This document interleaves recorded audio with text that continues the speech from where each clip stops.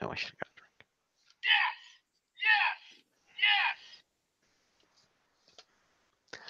Hello, people of the internet. Welcome to the XFL Fantasy League, the good XFL. With me, as always, is Marcus Shadow, aka Geoff. What's up? Unfortunately, the Queen of Hearts could not be with us tonight. It got a little bit too late for her. She had a long day. We will, however, hopefully have her. Is she joining us to the awards tomorrow? I hope so. If she remembers. I will remind her. So hopefully we'll have her for tomorrow's awards, which we will pick a name for. We will let you know. But regardless, we are here for the normal weekliness. Yes. Oh, this will be interesting. Oh, yes, it will. We have surprise debuts bound. Yes. Why? Oh, by the way, I confirmed something. Yeah. There were quote unquote debuts, but nobody officially assigned anywhere. Except for this guy. Right, except for him. But generally speaking, the NXT people they called up, none of them, they were all both on Raw and SmackDown. It was confirmed by the commentators on SmackDown that none of them have been assigned yet. They're just kind of floating around because WWE apparently hasn't decided what to do with them yet. Fair enough. My guess, Nikki Cross going to be assigned to SmackDown because she's probably going to be with Sanity because it's the only thing that really makes sense. Well, she had a match on Raw, but that could well be. Yeah. That and come on, Nikki Cross and Becky Lynch, that's like a feud waiting to happen. Scotland versus Ireland, that like writes itself. Yeah, like a year and a half down the line when they finished the horsewomen shit. Yeah, that gives Nikki Cross like a year to just beef up her skills on the main roster. Perhaps. Anyway. Yes. Besides, in the intervening time, maybe, I don't know, near the end of that, when Nikki Cross has gotten enough experience, she just takes the title from whoever the champion is, maybe Asuka. And then after the horsewomen stuff, Becky Lynch comes out. It's like, okay, now I'm going to go after the title. Boom, there's your feud. There you go. But at any rate, yeah, so lots of things happened this week. We had title changes. The heavens saw me horribly losing it, smiled upon me, and said, "Lo, let there be a demon." So we shall see how this all ends up by the end of this week. All right, so let's go ahead and check out what's going on, first of all. Let me go. That's actually, I'm going to fix that first because that's on the wrong tab. That's what tab I want. Okay. Let me go back over here. We're going to screen share this. Share. All right.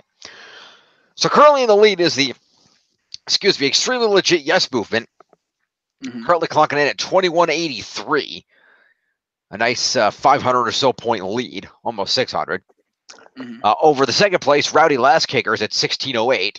Still trailing the last place is me way back at 1277, but hopefully I'll close some of that gap tonight. Fair. Can you scroll over to my roster for a sec? I can't scroll over to your roster for a sec. I want to see something. So, can you scroll down a tick? Thank you. Oh, shit. Okay. Crap. What is your malfunction? I just realized we have another issue, and I'm not sure how I want to go about fixing this. What? Well, I have Leo Rush. You have Bobby Lashley. Oh, yeah. So I was just debating, would I rather have Leo Rush or Hideo Itami? And I don't know, because they're about even in points. However, if Hideo wins the Cruiserweight Championship, which is a distinct possibility. Yeah.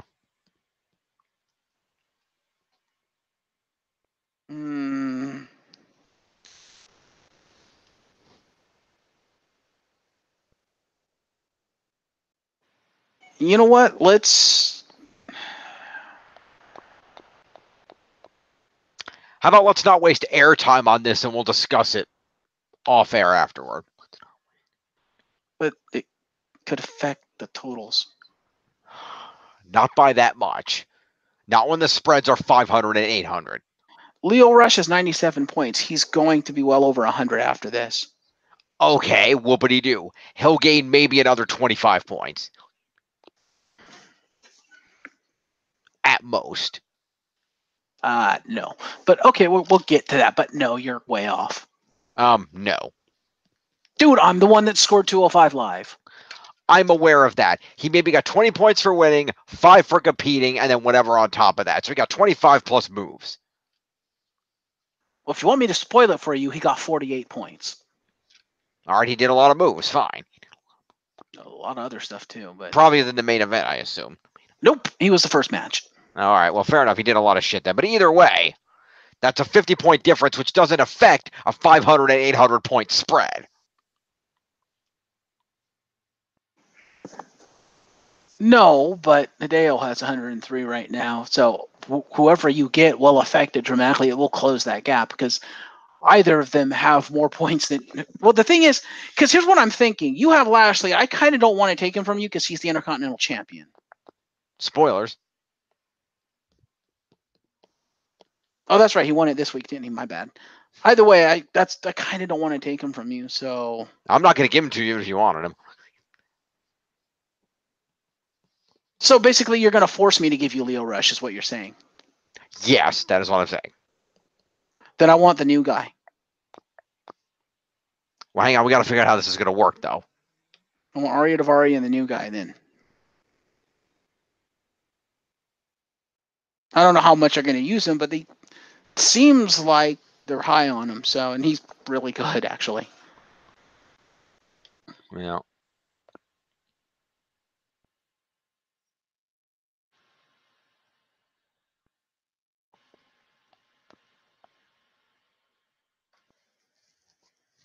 That's why I'm confused.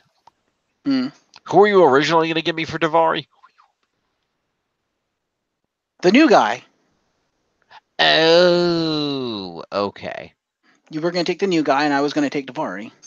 Oh, okay. Then yeah, that's fine. Give me Lio Rush, and I'll give you Daivari and the new guy. That is fair. All right. I like Lio Rush. Well, you're shit out of luck. Tell him to stop managing inferior superstars on Raw.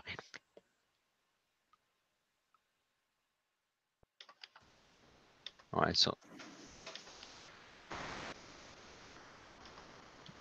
that's going down there, and then extremely legit yes movement is going to gain Arya Daivari. Now here's hoping they continue to use the new guy. Yeah, well, why not? Yeah, for those wondering at home, by the way, the new guy is Humberto Carrillo right here. Humberto Carrillo. So we'll see how he plays out tonight on 205 when we get to that point of the program. Yep, and I'll be giving some info on him. And the only reason I believe they were actually going to do stuff with him is because the GM actually mentions him and they say, oh, he's coming up from NXT. And I mean, they put him in the main fucking event, for God's sake. True. So. And also, given his pedigree, it's like, okay, yeah, he's like a goddamn legend. And he's only 23 years old. He's actually younger than Lio Rush. So, sorry, Lio Rush, you've been replaced. We have a new 23-year-old piece of gold.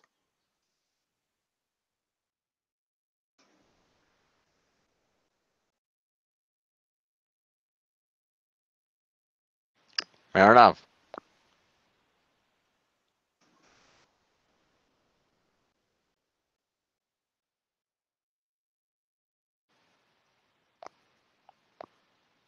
But yes, so let's get to the Raws. Oh, look at that. Look at what? The top 10. Yep. Currently at the top is Dean Ambrose at 198 points off of an Intercontinental title retention last week that did not pan out this week. Seth Rollins coming in at 156, followed by Natalya at 121. Apollo Crews is hanging in there at 120, tied up with the Raw Women's Champion Ronda Rousey. Chad Gable's right behind him at 119, followed by Finn Balor at 117. That's going to change. Mustafa Ali's at 111 behind him, and tied at the last two spots are Becky Lynch and Rusev. And discarding the ties, you would end up with both AJ Styles and Drew McIntyre in the top 10. And discarding their tie, you would end up with Hideo Itami and Sasha Banks. and discarding their tie, you would end up with Akira Tozawa. Oh, me. The majority, yes. Oh, all the ones you just mentioned were me. All the ones that are outside there are all me. Fair enough. Anyway, let's go ahead and see what happened. Whoa, easy. Let's go ahead and see what happened this week on the programs. Monday Night Raw. Indeed.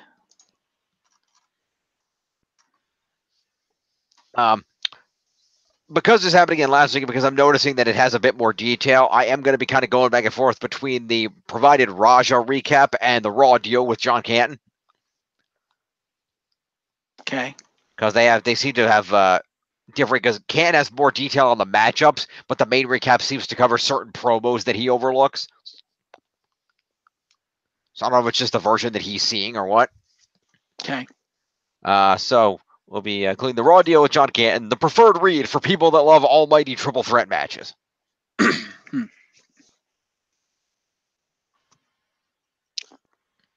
All right. So the show opened up with Vince McMahon arriving in a limo and him ordering the driver to shine up some smudges near the trunk area before he walked away.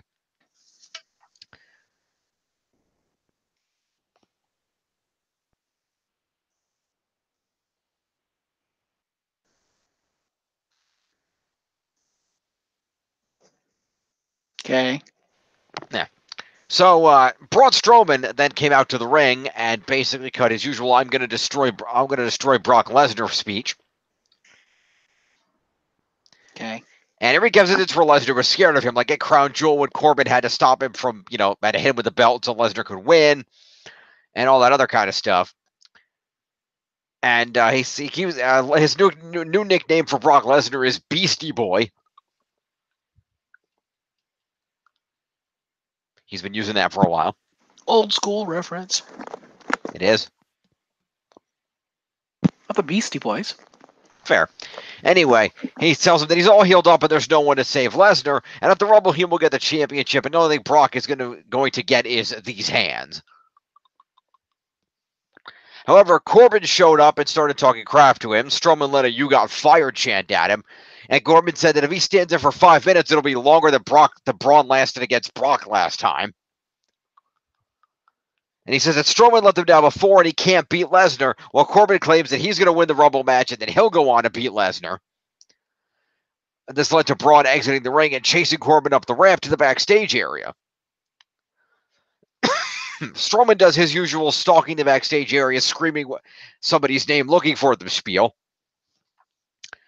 In an attempt to locate him, he began interrogating people and grabbed a random Singh brother and hurled him over a catering table. Eventually, he came across Elias, who, in musical fashion with guitar accompaniment, informed Braun Strowman that Baron Corbin was hiding in the limo down in the parking lot. That being Mr. McMahon's limo that we saw just a short time ago. Braun Strowman marched down to the limousine and threw the driver out, began pounding on it, then grabbed some tools from a nearby tool bag and began smashing windows and causing additional damage to the car. After doing this, he then ripped the door off the car, leading to Baron Corbin scrambling out the other side and running for his life. However, before he could give chase, Mr. McMahon showed up and sees all the damage to his limo. We throw to a quick commercial, and upon returning from it, we see Strowman hilariously picking the door up and trying to put it back on the car as McMahon stares him down. This did not work, and Vince McMahon got very pissed off at Braun and informed Braun that he would be called him an enraged woolly mammoth, and informed him that he would be fining him $100,000 for damages to the car. When Braun countered that this piece of crap wasn't worth that much money, Vince got more pissed off and said just for talking back to him, he had now lost his Universal Championship match at the Royal Rumble. McMahon walked away, and Braun Strowman was so incensed at this that he proceeded to grab the limousine and flip it over.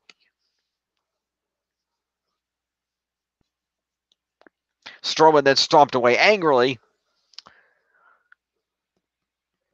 and after this happens a short time later, Well, I'm just going to cover this part now because the other things are, a short time later, we saw Braun being escorted from the building by security and police, and we did not see him for the remainder of the night. So in other words, he is in fact not healed. Actually, no. Apparently he is healed. It's just that they didn't want Braun to be in the match anymore. Okay, then. Yeah. Why not? Well, a couple of things here, but let me click this up here and I'll tell you. Care of John Canton and his cohort over on tjrwrestling.net.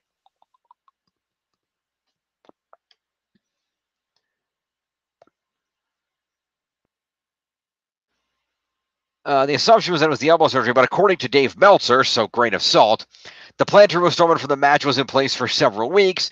Apparently, the plan was Lesnar-Strowman at the Rumble since Lesnar won over Rumble to Crown Jewel thanks to Corbin's help. But in recent weeks, Vince felt that Strowman was losing momentum and didn't want to have Lesnar beat Strowman again since the plan is for Lesnar to face Rollins at WrestleMania, which has already been covered. The real reason they continued to advertise Lesnar-Strowman is because they were using it to sell tickets. Which is similar to WWE advertising Trish versus Alexa at Evolution and then changing it to a tag match. So in other words, Vince was A, being greedy, and B, actually having a heart for once and being like, you know what, we probably shouldn't continue to bury Strowman. Something like that, yeah. So we're going to bury Finn instead. Maybe. We shall see. Well, if Brock is supposed to go to WrestleMania as the champion, he ain't winning. Yeah, but plans change. True. Actually, that would probably be a better match at WrestleMania because then it'd be a replay of the first ever Universal Championship match. Exactly. Except this time with Finn going in as the champion, rather than nobody going in as the champion. Yeah. Spoilers for Raw, but yeah. Sorry. Yeah. Anyway, we'll see. So that happened. So anyway, promo to Braun and promo to Corbin.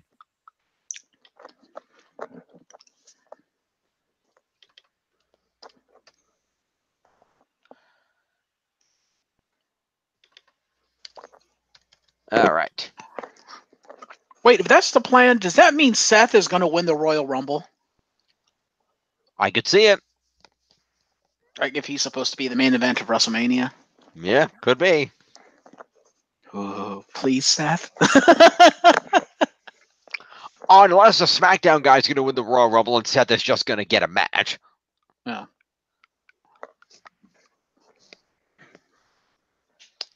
Because I also remind you, AJ Styles is in the Royal Rumble. True. I think. But you think they're going to elongate that feud all the way to WrestleMania? I'm saying it's possible. If not that, then actually no. Depending on what how far the booking is going. Because the WrestleMania, because as far as they already did it, the WrestleMania match would be to have the Miz face Bryan, but have it be opposite where the Miz is the face, but he's dealing with the Shane thing right now. He can't do it. So, Samoa Joe versus Bryan? But Samoa Joe's a heel. True. One thing they could do, and it would be the blue fuck out of nowhere and be a Royal Rumble moment. Mm-hmm. Mustafa Ali wins the Royal Rumble. That'd be out of nowhere. Or... But he would deserve it. True. Especially since they stiffed him the Cruiserweight Championship. Come on. That is true. Because what other faces are there on SmackDown besides AJ at this point? Mustafa Ali. Well, besides Mustafa Ali. I mean, it could be Ray versus Bryan. It could be, but isn't Ray busy fending off the Viper with Jeff Hardy? True. I'm just saying. Yeah, there's Jeff Hardy too, but again, busy with the Viper. Now, mind you, that's also assuming Daniel Bryan doesn't lose the title to AJ at the Rumble. I doubt it.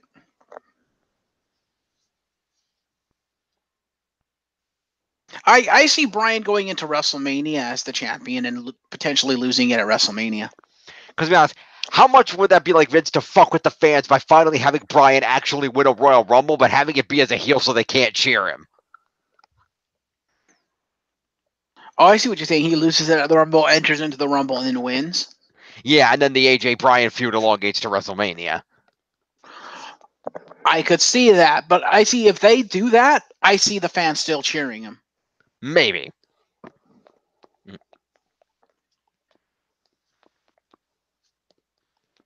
We'll see. There are possibilities. Mm-hmm. Also, there are some unknown quantities here because purportedly Kevin Owens is ready to come back right after the Rumble. And Sami Zayn. Sami Zayn has been working out at the Performance Center. He might be delayed a little bit more. Okay. But Owens is ready. I'm interested. I want to see Owens show up and see what he can do. Mm-hmm. Because the reports I'm reading is that during the time that he's been gone into surgery, apparently Kevin Owens has lost a ton of weight. Fair. So I'm interested if he shows up. You know, he comes along like Kevin Owens and like rips his takes his shirt off and he's all buff and shit. I want to see that. That'd be hilarious. He comes up, people start making fat jokes on him, then he takes the shirt off. It's like, oh shit. Like, now you want to say that to my face, eh? Yeah, exactly. Now, last I checked, he was a Raw superstar, so you know they could go in that they could go in a direction of having him at least do a good showing in the Royal Rumble, even if he doesn't win it, but being a surprise entrant. Mm-hmm. And then have him come to Raw and have him go into a feud with how about Bobby Lashley? If Rollins moves on, he won't have much. I mean, Lashley's got the feud with Ambrose because just lost title to him for a little while, but beyond that. No, they won't, because didn't Stephanie McMahon exclusively say rematches aren't a thing anymore? Yeah, there might not be an official rematch. That doesn't mean, remember, we're talking about crazy Dean Ambrose. That doesn't mean Dean Ambrose won't assault Bobby Lashley in a locker room or a backstage area every single moment he possibly can. This is true. Ambrose won't give a shit if it's an official match. He'll just keep assaulting Bobby Lashley to the point that he can't compete in the show's hammered until Stephanie or somebody gives him a match. That's Ambrose's MO. Or until they fire his ass. Or that. But if he does that, then he just shows up on SmackDown. Oh, hi, Rusev. Dirty deeds. Yeah. Or he shows up on SmackDown, face turns and challenges Bryan. I could see that. Lots of options. Yeah. Anyway, moving on with the program. Awarding points. Already did that. Okay. In the intervening time frame between the original Strowman nutcaseness and the being escorted out of the building nutcaseness, Ronda Rousey entered for the upcoming tag team match. Okay.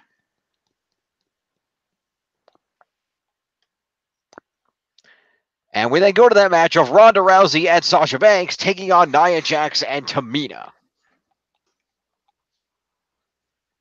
Because WWE booking. Yeah. Let's have the two people facing each other team up together and see if they can coexist. Pretty because much. We're not original. Yeah, well, nobody ever accused them of being original. Sure they did. Way back in the Attitude Era. Yeah, well. Anyway, so this match was almost all Sasha Banks. Woo! She took control early, trying to put Jax out with a sleeper hold. She got tossed down, but hit her with a knee strike and a bulldog. Got a 2 off that. Rousey got tagged in with punches, but Jax put her down against a turnbuckle. Tamina tagged in with a headbutt. Rousey tried for an armbar, but Jax pulled Tamina out of the ring. Sasha then attacked Nia while Tamina continued to stall. We throw a commercial. We come back from the commercial with Banks being beat-slutted by the other two for a little while.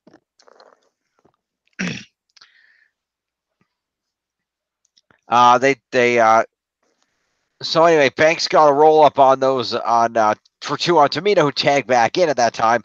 Tamina then cheap shotted Rousey off the apron. Banks kicked Tamina in the face and slapped her in a bank statement for a submission to win the match. What happened to Nia Jax? I don't know. Based on that recap, it sounds like Nia Jax just randomly decided, fuck this match and left. Yeah, I don't know about leaving. It just sounds like she did not save her partner for whatever reason. It makes no sense. Let me check the other recap. Let's see.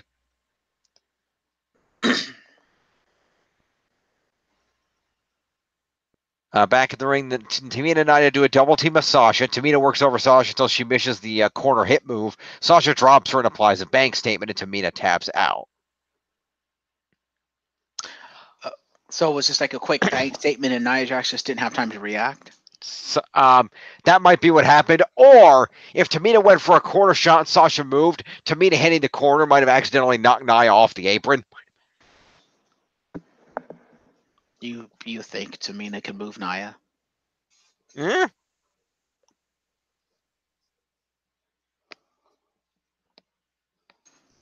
Okay. Or the bank statement would just say, or Tamina tapped out so fast that Nia couldn't do anything about it. That one sounds more plausible. And my memories of Raw, I think that's what happened. That's fair. I think she just immediately tapped out. There was just no reaction time. But anyway, so faces win. Yeah. After the match, Sasha and Ronda have a joint interview where Sasha gets in Ronda's face saying she's not the only one that can tap people out on Raw. Ask Tamina just now or Nia last week.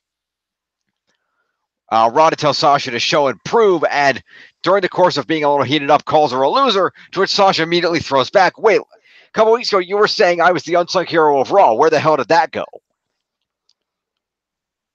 Sasha then storms off. Ronda chases her to the ramp to try to talk to her more. They argue again, and Sasha storms off again. And when Sasha storms off, she throws up the 4 horsemen sign. Yes, horsewomen, yes. Well, it's the 4 horsemen sign, but it denotes the 4 horsewomen. Come on, let's give credit where credit it's due. Ric Flair came up with that. Ric Flair and Arn Anderson. Fair enough. That is fair. So there you go. So that was interesting. I don't know if that was planned or not. If it was, then that's indicative of, okay, we know where this is going and we know the feud that's coming out of it. Yep. Or it was Sasha decided to do it anyway. Vince, go fuck yourself. Which is entirely possible. Yeah. Hopefully it's the former. Hopefully it was intentional and it was meant to throw a hint that, yeah, that's where this is going.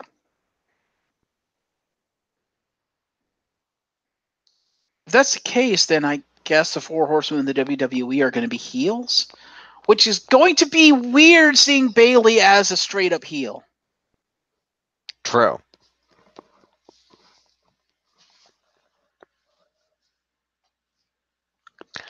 Anyway,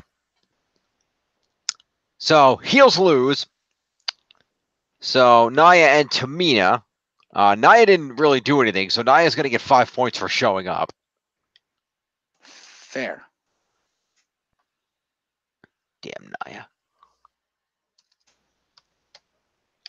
And Tamina will get 5 points for being in the match, and she will also get 3 points for an evasion of the armbar. No. Sasha tried the bank statement once earlier in the match, and Tamina grabbed the bottom rope. So Tamina will get 8 points.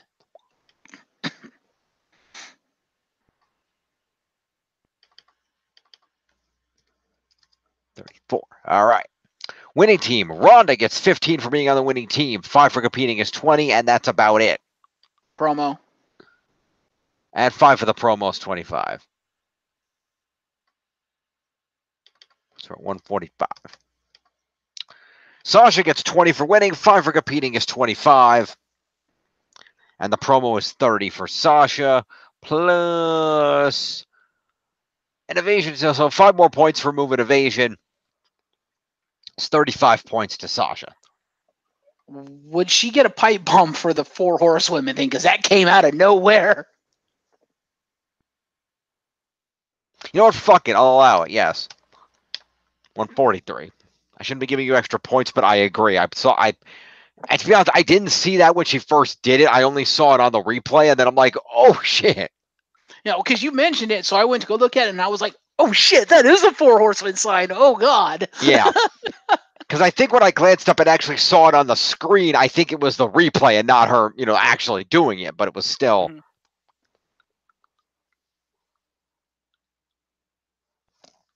All right. So there's that. Moving on. Yes. Oh, jumping around. Yep. So we cut to the backstage area. MMA invasion of SmackDown now to really start this feud up. Yeah.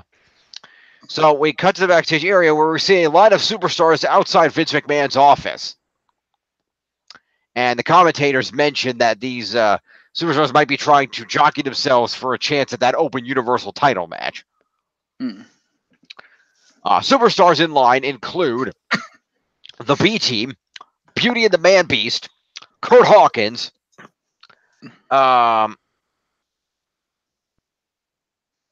Crews, and there was one other person. I don't remember who the other one was. Fair. In fact, there was one other person. I mean, the interviewer was in the front trying to get Mr. McMahon to come out and talk, but... Doesn't matter. None of them get any points. No, but, you know. Hang on a minute. Let me go over here.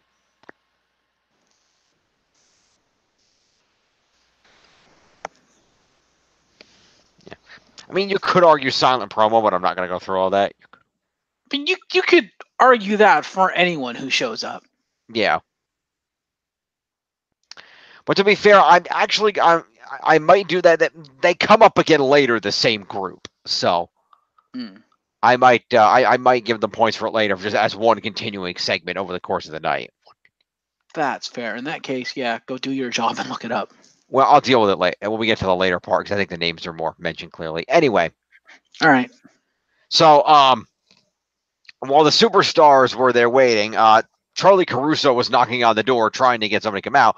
And when the door opens, instead of Mr. McMahon, she gets Jerry the King Lawler because Memphis. Fair. And Jerry kind of looks happy. There's a pop from the crowd. And the commentators are like, wow, Jerry Lawler's in there. Everybody's trying to get a championship match. And then No Way Jose congaed by with his conga line, and King kind of looked confused for a minute, and then he just walked away. So he didn't actually say anything?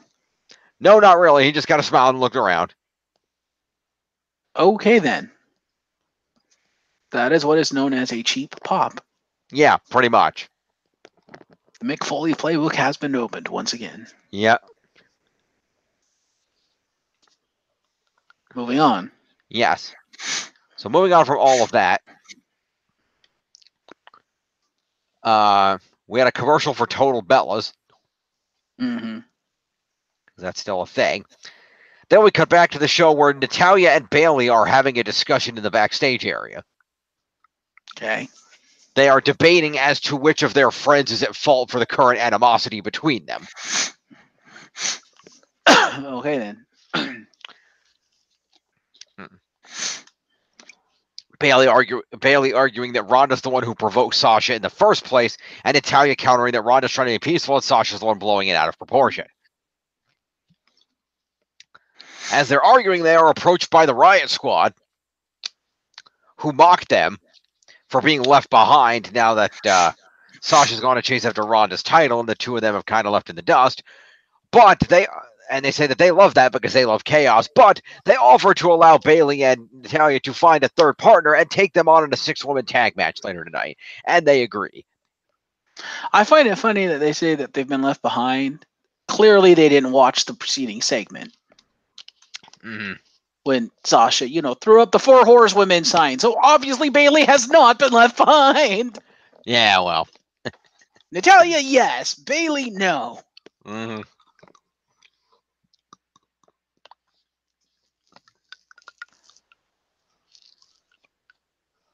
Because basically by doing that, Sasha's basically saying, I have my friend who will watch my back through thick and thin. Where's yours? Oh, she's currently the NXT Women's Champion. And currently also in NXT doing other shit to those other two. Yep. Anyway, that's a promo to Bayley and Natalya. And the Riot Squad.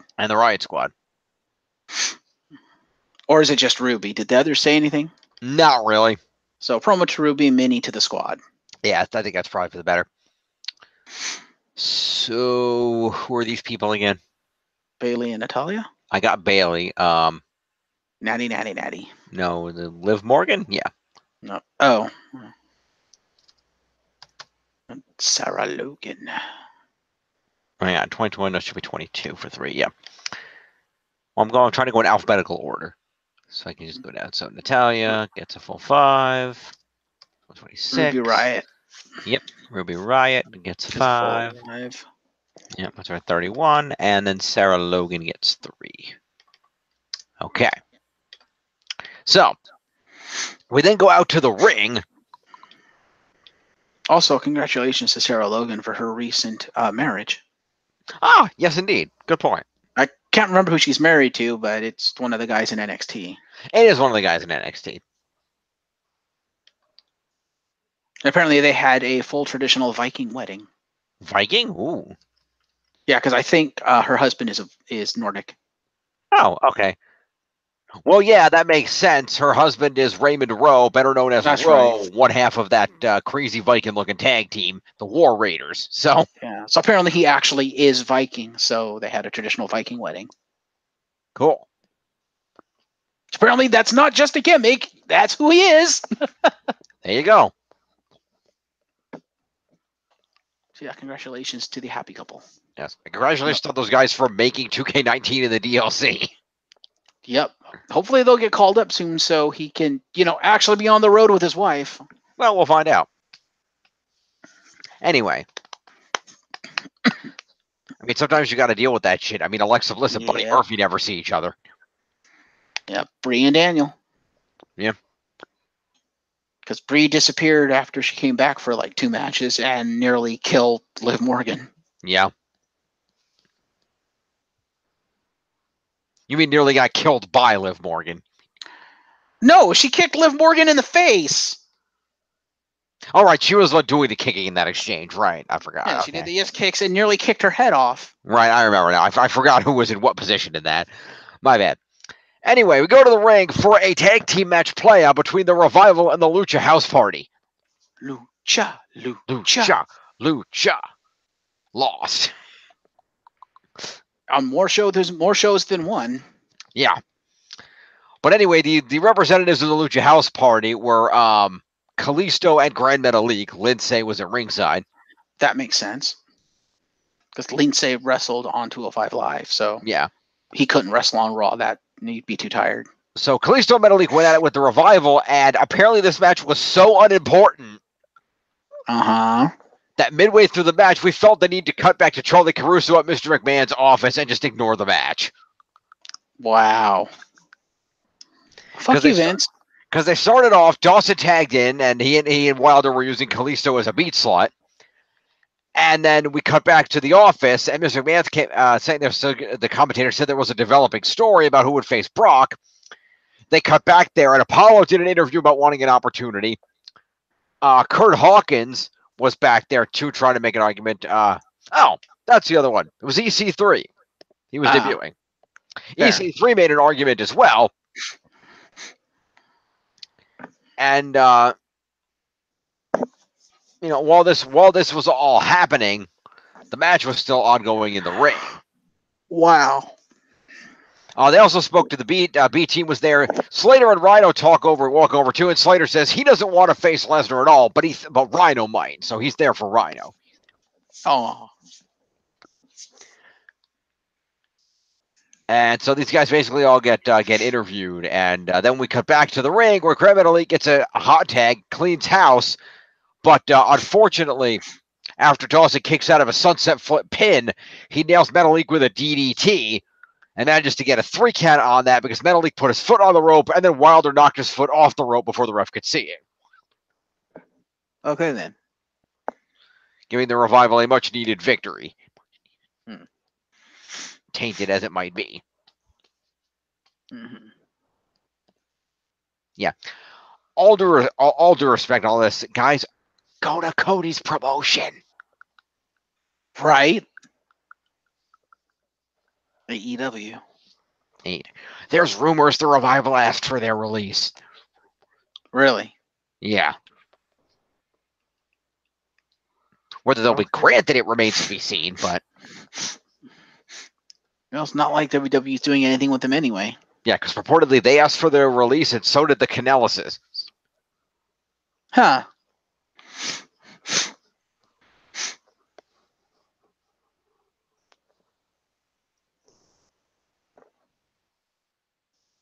which some people are calling bullshit on, considering they came in, got clean, and had a baby on WWE's dime, and now want out. Yeah.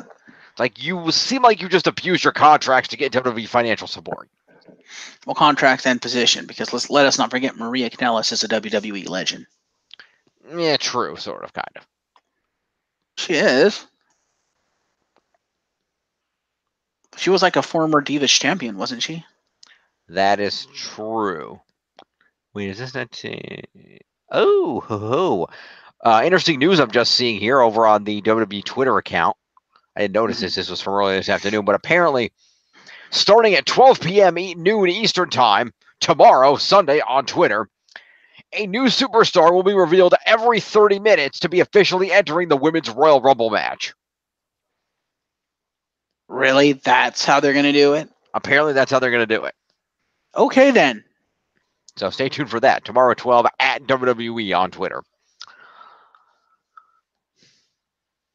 Anyway, points. Yes. So, the Luchas. Kalisto didn't do anything. Okay. So, Kalisto gets 5 points for showing up. Okay. And Lindsay gets 5 points for being in their corner. Okay.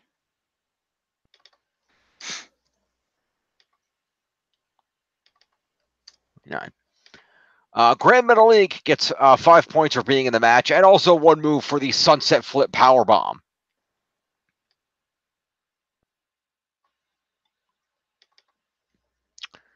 So that's going to give him 46. Meanwhile, on the other side, Dawson got the tag, so therefore Dash Wilder gets 15 points for being on the winning team, 5 for competing, and that's about it.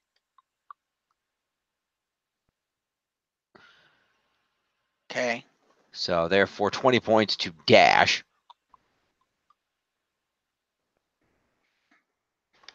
$78.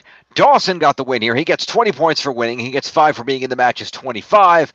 And he gets 1 move. I gave him a point for the DDT, even though I don't think it's a finisher because he ended the match with it, so I don't care. Fair. So therefore, that is the standard at 26 points to Dawson. Fair. 63 and 6 is 69. All right. So following this,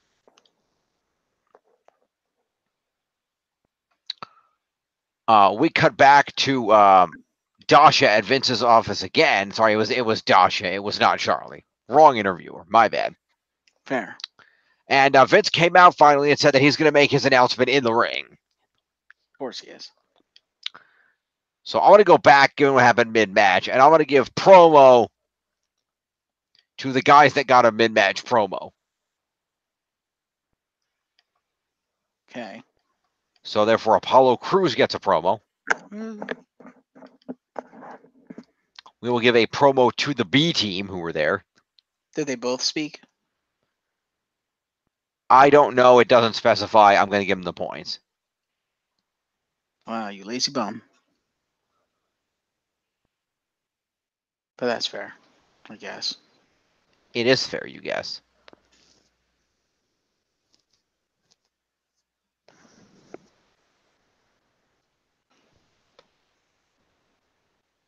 Anyway, Kurt Hawkins. Mm-hmm. That's 5 points. And like I said, the B team, so Bo Dallas gets 5. And so does Curtis Axel.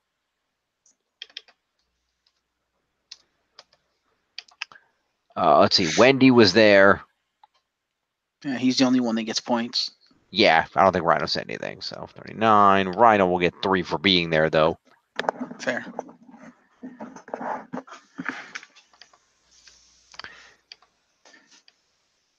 And EC3 gets his first points of the season for having a promo. Woo! He's not on your roster. I can still say woohoo for him finally getting points.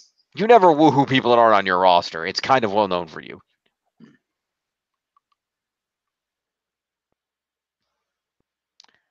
So anyway, that all happened.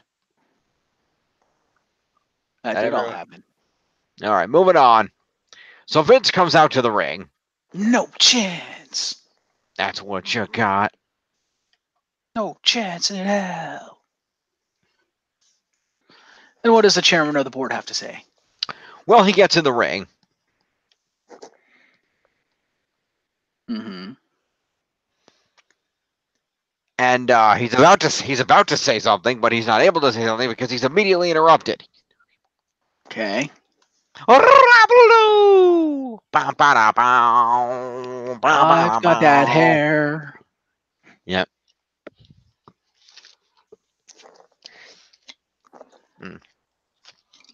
Also, I'm waiting for somebody on TV to make that joke. Okay. Because I'm waiting for somebody to make the joke about John Cena and his dad hair and tell him that he should go back to SmackDown and hang out with AJ Styles and his soccer mom hair. Yes. Oh, you need to write for WWE.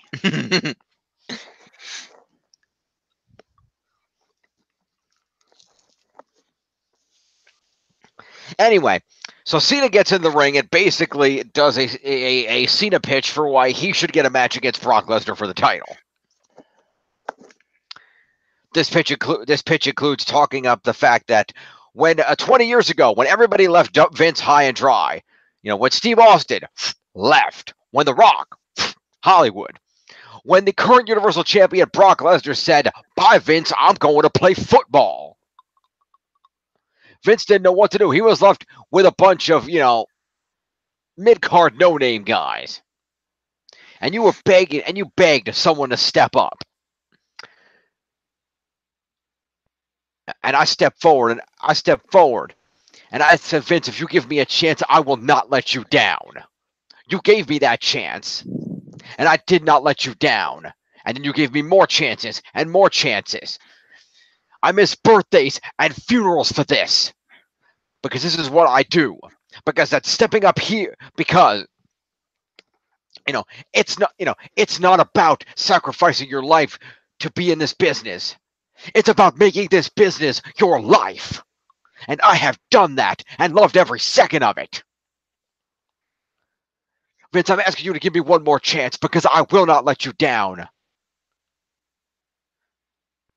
Because I have what no other superstar here has. Ruthless aggression."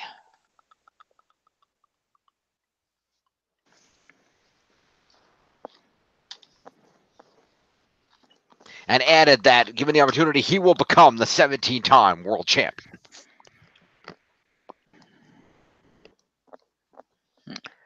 He actually said the champion part before the ruthless aggression part. But Anyway, upon the claim of ruthless aggression, he is promptly interrupted then by Drew McIntyre sans music.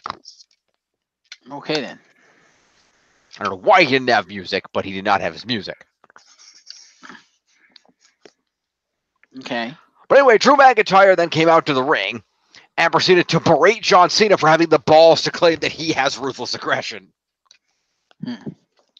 Informing Cena that he just definitely does not have ruthless aggression anymore, and getting in Vince's face and informing Mr. McMahon that if he wants to see what ruthless aggression looks like, you need look no further.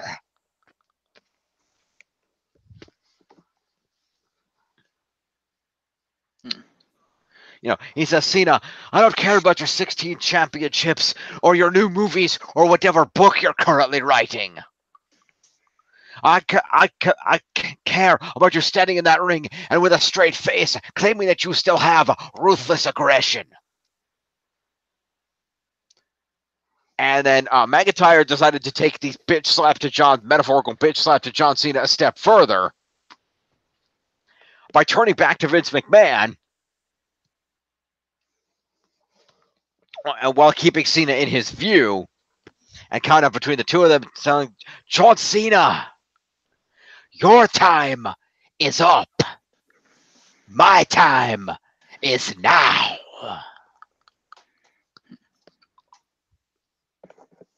That elicited a response from the crowd?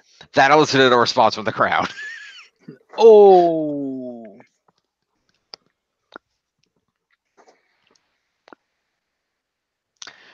So, John Cena, just like what you said earlier about Stone Cold Steve Austin and The Rock and Brock Lesnar, I have stepped up so you can leave. He should have said, I have stepped up so you can step aside. Yeah, well, that would have made more sense. He was using John Cena's exact phrasing in his own face. That was the point. Fair. So anyway, before he could say another word, Baron Corbin then interrupted everybody and immediately got booed out of the building. Yeah. And basically claimed that he was very upset because his life was threatened by Braun Strowman earlier, and that's not right. And he gets in the ring telling that Vince McMahon that what's best for business is that he give Corbin a Universal Championship match against Brock tonight.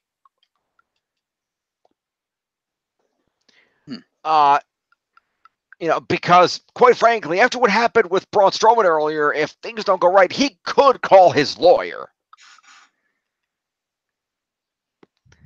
Basically, a really pitiful attempt to blackmail Vince for a title shot. Before bankrupt. Yeah, pretty much.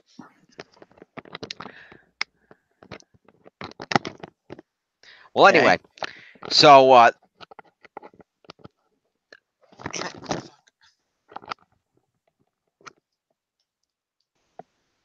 and hang on. There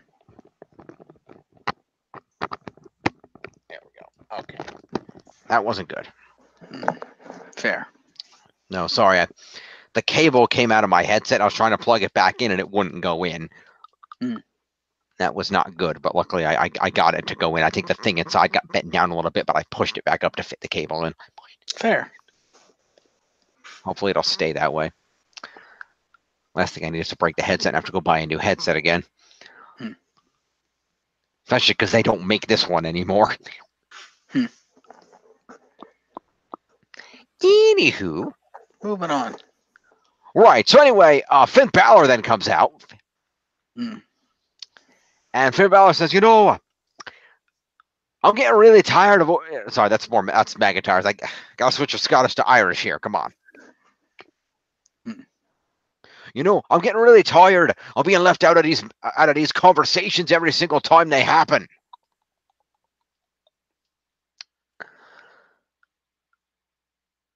And I'd like to point out that I'm the only one standing in the ring right now that's actually been the Universal Champion.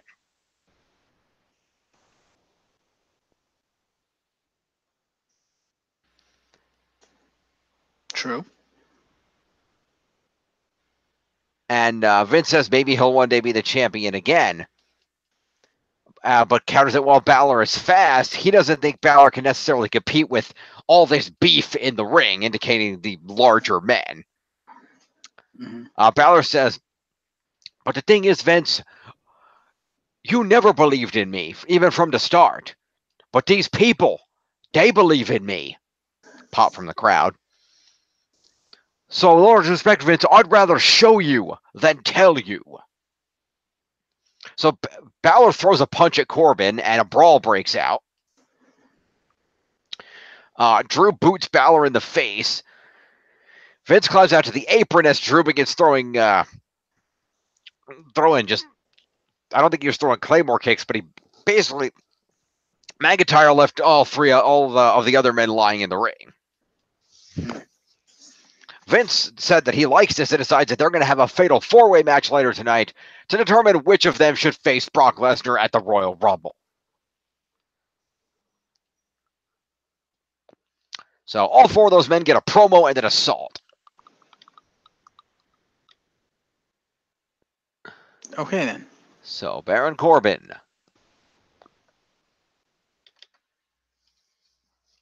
Although, I'm going to be straight up honest. The whole thing, no.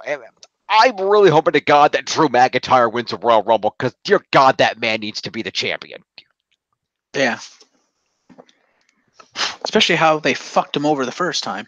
Yeah, but with the promos he's cutting, what he's doing in the ring, I would wager that he's the most impressive superstar on the roster right now.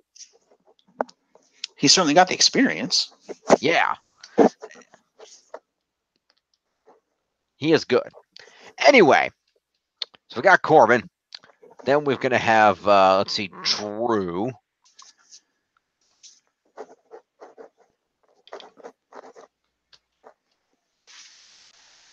He's going to get, let's see, what is it? Promo 5 for a promo 4, so it's 9 points. Okay, so that'd be 114. And then we're going to have Finn Balor there. Jim, let's be honest. The most impressive superstar on the roster right now is Seth freaking Rollins. Debatable. Why do you say that? I would just actually, Seth Rollins is impressive as all hell. But him and McIntyre is very, very close. But I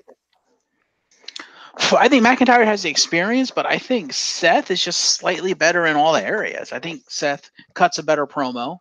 I think Seth is just better in the ring. You could make that argument. Personally, I think at least as of late, McIntyre's promos have been so much better. That's fair. And McIntyre is they're better in the ring in different ways. McIntyre is vicious and calculating in the ring, whereas Rollins is a showman. So it's different styles. They're both very good. I'd love to see those two in a feud. I think it'd be amazing. Well, Seth is calculating too. I mean, he is the architect, and he's not just called that for no reason. No, but at the same time, especially with how vicious Rollins has become now that Vince kind of woke him up, I'd love to see him and McIntyre have a feud. That would be the greatest feud in WWE. Yeah, it would.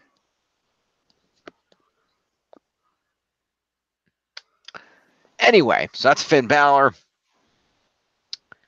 Let's see. We got Corbin. We got Balor.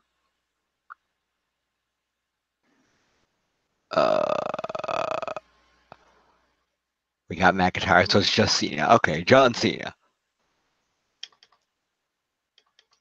That's going to put it at 76. Okay. Rolling on.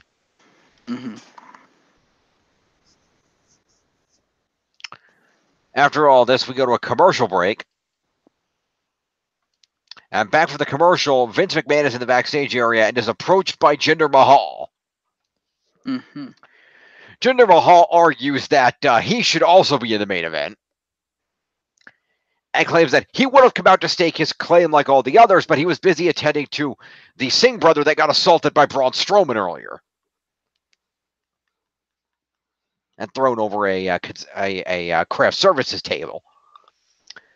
And he points out to his man that the world was deprived of the dream match at Survivor Series last year of Brock Lesnar versus Jinder Mahal.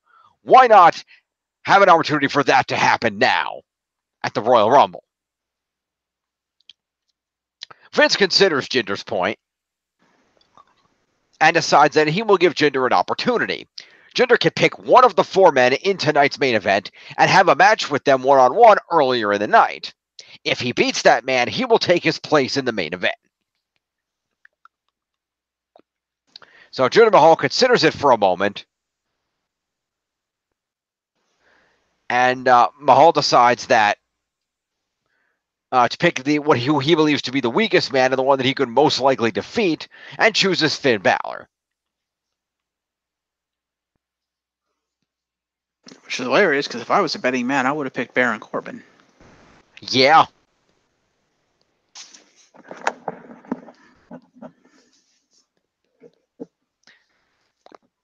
But anyway, points to Jinder for a promo.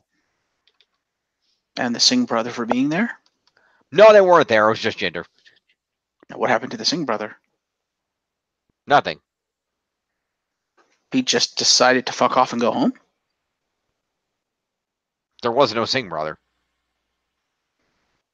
Well, what I'm saying is, what happened to the second Singh brother? I assumed he stayed with Jinder, but you said no, so... Yeah, he wasn't there, so I guess Jinder ditched him, or maybe he was attending to his brother in the back, because Jinder had to go talk to Vince. Maybe. I don't know. Fair. But no, Jinder approached him alone. Anyway, following all this... Yes. We go back out to the ring where the Riot Squad made their entrance for the 6-woman tag, then Bayley, then Natalya, and we find out that their new debuted partner is Nikki Cross. Woohoo! Oh, see, I missed it here on Raw, but I get established on SmackDown. Cole mentioned here that the new stars are not being assigned to a specific show yet, so they can appear on both brands until the point in the future it's determined where they'll be. Mm-hmm. My assumption is Nikki Cross will go to SmackDown. That is entirely possible. Because sanity. Yeah. Besides, think about it. If she goes to SmackDown, there's one other thing they could do. What's that? And it would actually be pretty freaking awesome. What's that? Well, there just so happens to be a former faction that no longer has a leader. That is also true. And I could see her being the leader of that faction and have them basically being the female contingent of Sanity. I could see it. But then again, I mean, the problem with that is, like, I could see Sonya doing that. I don't really see Mandy Rose going for that. Really? No, because she's got her own gimmick of I'm the hot, sexy one. They've been pushing that gimmick. She's the new the beautiful superstar who her gimmick is she's Mandy Lena. Okay. No one ever said she had to change her look. No, but that doesn't work with the Sanity gimmick, is my point.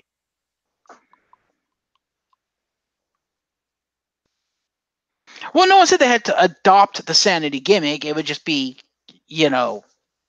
just because Nikki Cross is the leader of the faction, they'd be the female contingent for Sanity, basically. But it doesn't make sense they weren't doing the gimmick, though. That ruins a Sanity gimmick.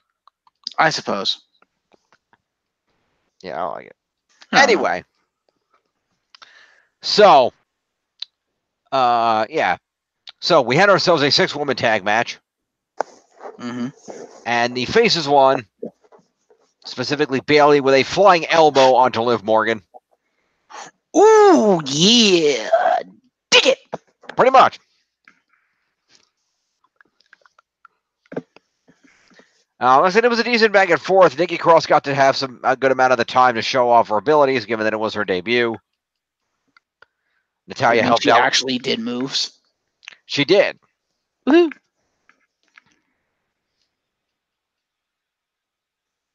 Yeah. A couple of moves anyway. I don't know if any of them were her moves. Oh. Realizing I probably should have checked that. Yeah, don't you usually do that beforehand? Score all the moves? Yeah, somehow I forgot to do Nikki's. Because my mind was thinking, oh, she's not on the, she's new, it doesn't count yet, but it does. Yeah, she's kind of on my roster, dude. Yeah, all right. We'll figure this out. To the YouTube, or not the YouTube, to the internet. Finish our website. Doo-doo-doo-doo.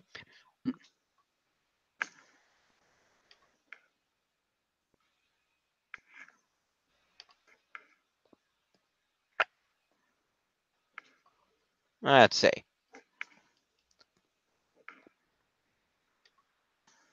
So let's see what we got here. So Nikki Cross got tagged in. Hit a clothesline off the top. That's a diving clothesline. That's not a move. Then hit the neck breaker on Logan. That's a finisher. Then also a bulldog on Riot and a monkey flip on Logan.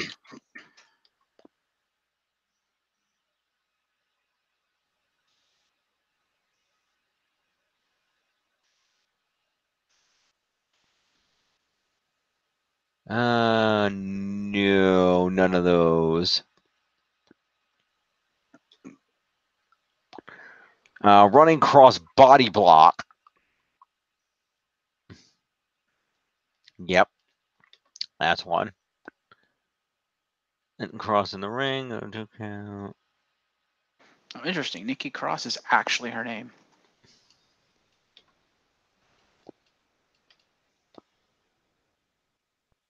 Not really, but. Yeah, her name is Nicola Glenn Cross. Yeah, but it's not Nikki Cross. It's an abbreviation of her name. Yeah, that's not her name. Also, I like the name of her finishing move, the swinging fisherman's neckbreaker. It's called the Purge. I kind of like that. Yeah. Good. Anyway, so it's two moves for Nikki. Fair. No, I did have Nikki on here. I just only gave her the one. So it's 2. I did have her on there because the heels didn't do any moves. Fair. So the heels are all going to get 5 going up. Okay. So let's see. Who is that? That would be Sarah Logan and Ruby Riott. 76. And Liv Morgan.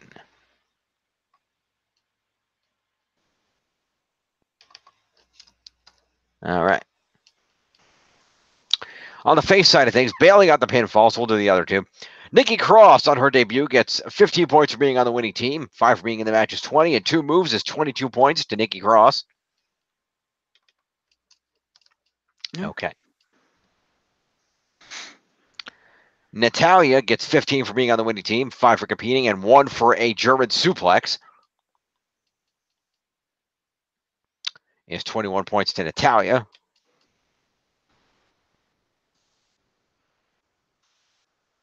Okay. We're at 147. And Bayley gets 20 for winning the match, 5 for being in at 25, and 1 for the diving elbow. Is 26 points to Bayley. All right. Yes. Bayley in the top 10. How's about that? Woohoo! All right. So after all this happened,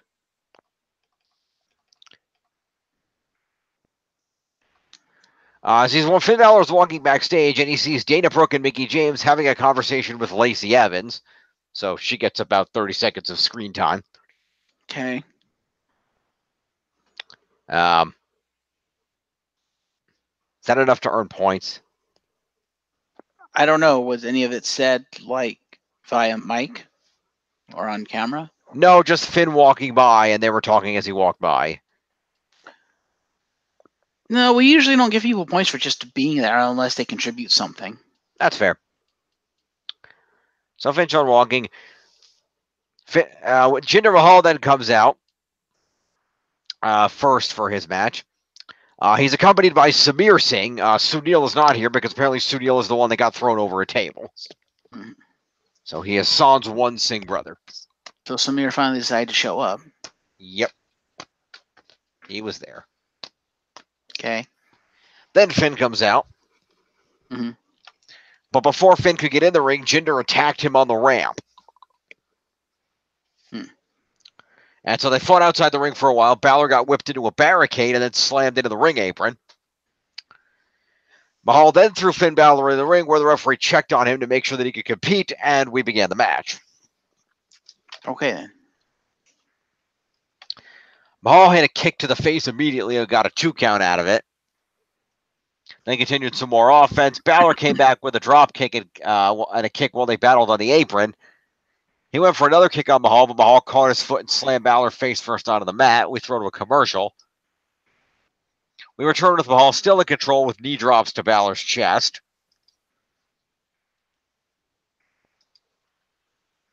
Okay. That's a move from Mahal, by the way. Okay.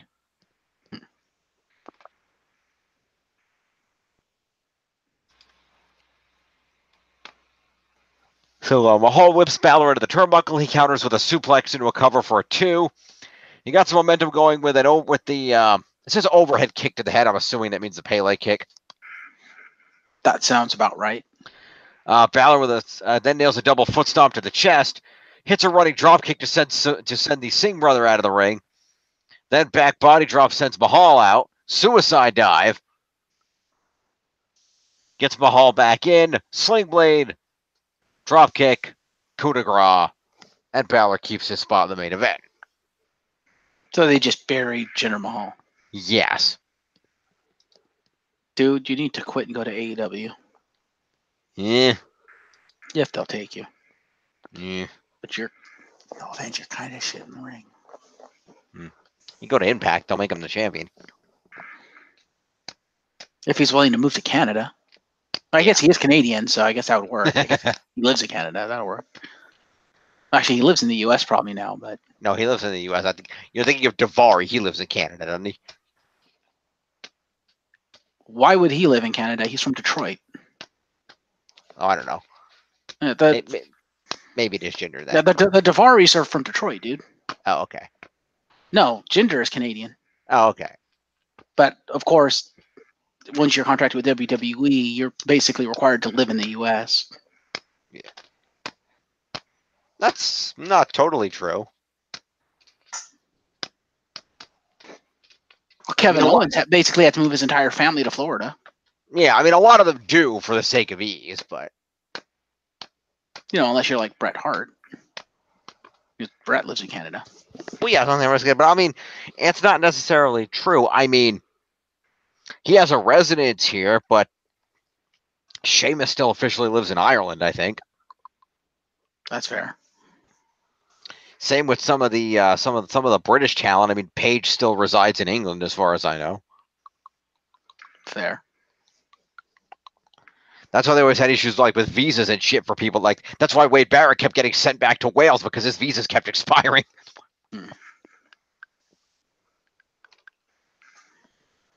Fair. Anyway, Balor wins, retains spot in main event. Singh brother gets 5 for accompaniment and 6 for interference. Fair. Samir. Yeah, it was Samir Singh. So he gets himself 11 points. That's 53. Jinder gets 5 points for showing up. Okay. As well as a reversal and a move. So 9 points to Jinder. Actually, 13 points because he assaulted Balor before the match. Fair. So 13 points would be, becomes 67. Finn Balor gets 20 points for winning this match. He gets 5 points for being in this match. It's 25. And he gets 6 moves. It's 31 points to Finn Balor. Okay, then. Becomes 47, 148. All right.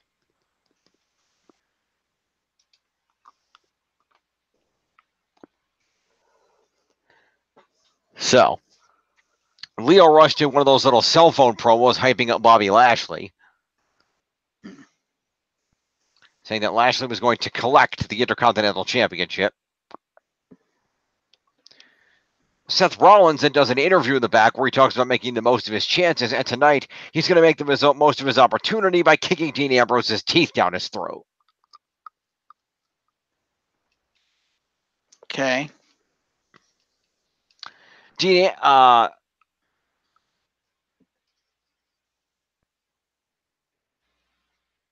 then Dean Ambrose came out to the ring first. So we will go ahead and give Leo and Seth promos.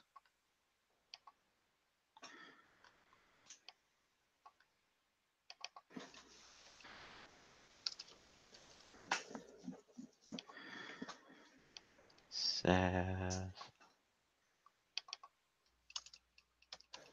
Okay.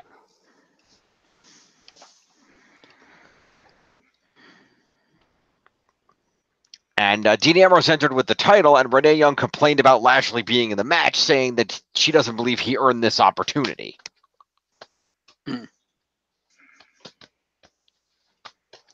Corey Graves replied to her that she's going to have to live with it and that her hubby's title might go bye-bye. We go to a commercial. We get back from the commercial to a glass-shattering moment. Okay. Which is a video package about Shawn Michaels turning on Marty Jannetty and throwing him through the barbershop window from January 1992. Okay. This glass-shattering moment has been sponsored by the movie Glass in theaters Friday. Okay. Yeah, they were promoting Glass all night long. It was overkill.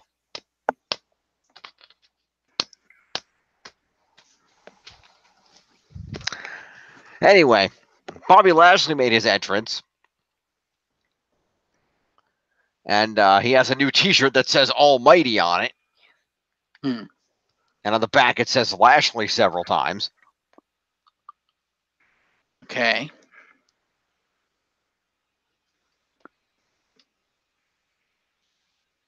That's fair.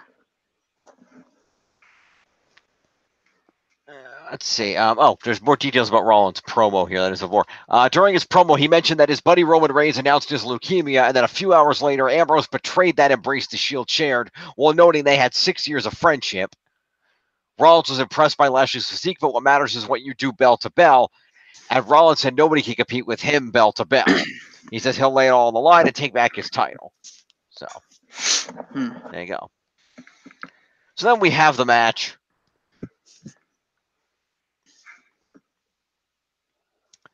And this was a great match.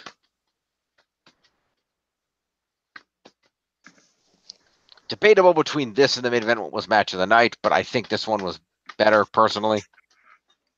Okay. But there was a lot of back and forthing. Okay. Ambrose and Lashley tried to work against Seth early on, and this didn't quite pan out.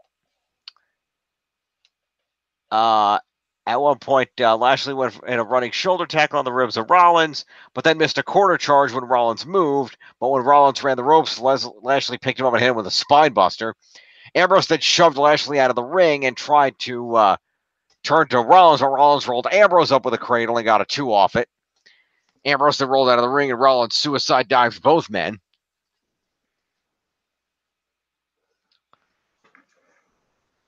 Leo Rush jumped in the ring, and Rollins tried to get him, but he avoided it, and Lashley hit Rollins with a spine buster on the floor. Ambrose tried to attack Lashley, but Lashley hit him with an overhead belly-to-belly and left him on the floor too, leaving Lashley in control at the commercial. We come back to find that the 2 Shield members have apparently decided that Lashley is the bigger threat right now and that they're going to remove him from the match first. So the 2 Shield members work in perfect conjunction, as they are known to do, and proceed to decimate Bobby Lashley. Okay. Double team clothesline sends him out of the ring. They then get out of the ring, collectively remove the top of the steel stairs, and then with one holding each side of it, slam it into Lashley's face. Okay. That's a weapon use.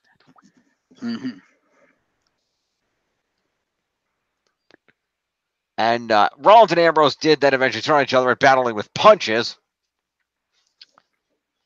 leading to Rollins hitting a Falcon Arrow slam for a 2 count. Leo Rush jumped in the ring and broke up the pinfall, however, since it's a no DQ match.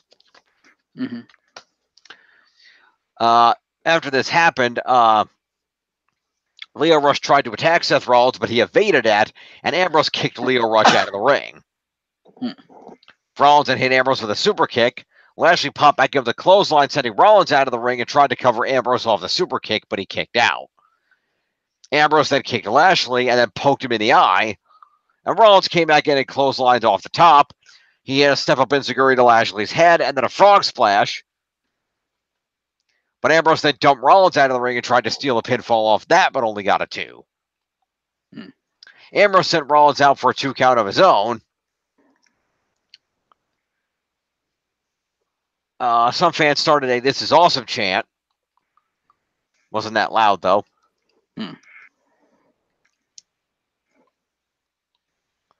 Ambrose got up to the top rope,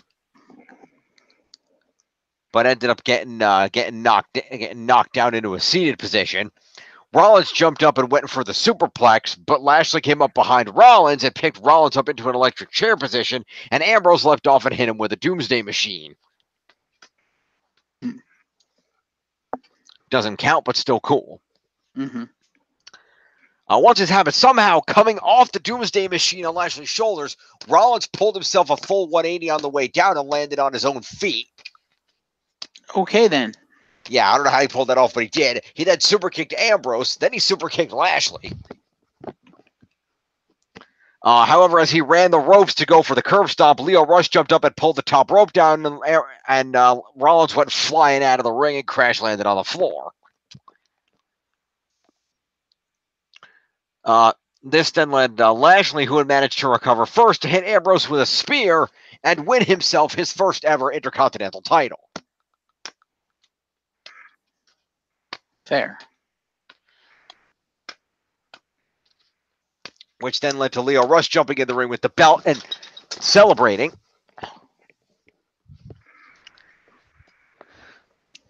And then grabbing himself a microphone to announce to the world, ladies and gentlemen, your new Intercontinental Champion, the almighty Bobby Lashley.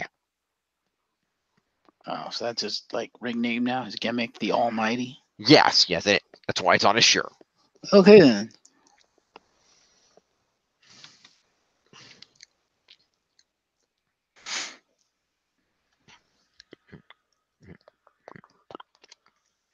That's fair.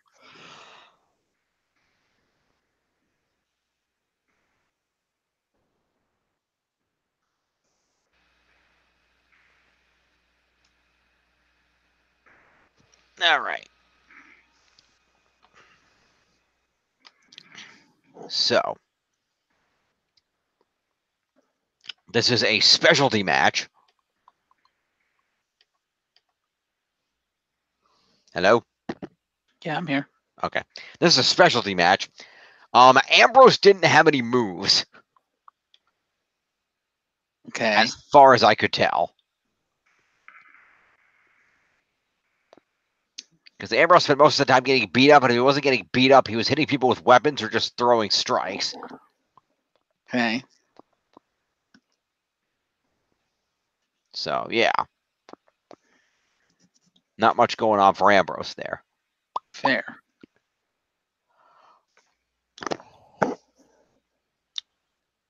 Except for the thumb to the eye, but that doesn't count. Not unless it's a signature maneuver. It is not. So, Dean Ambrose is going to get 5 points for being in this match, and 3 for being in a specialty match is 8 points to Dean Ambrose. And 3 for use of the steel stairs. Yes. That's 11 points to Dean Ambrose.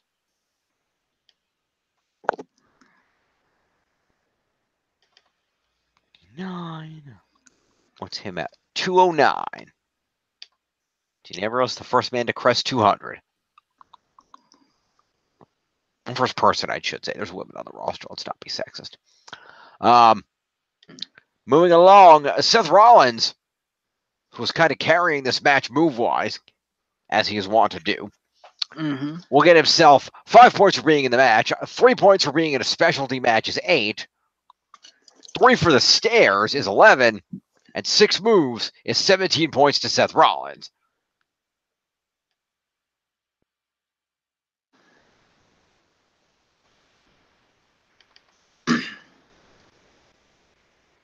Becomes 178.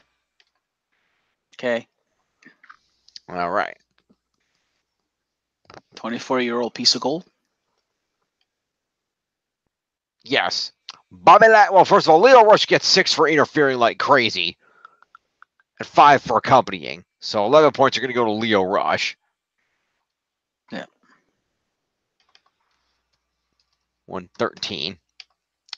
And then the almighty Bobby Lashley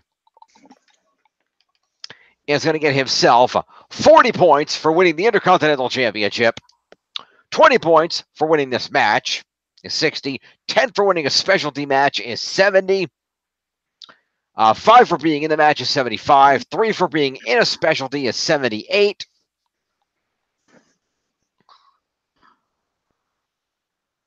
and 3 moves is 81 points to Bobby Lashley. Damn. Becomes 91, 01, 11, 121 plus the 6. It puts him at 127. God damn. And a spot right up in the top 10. Yep. All right. So there you go on that.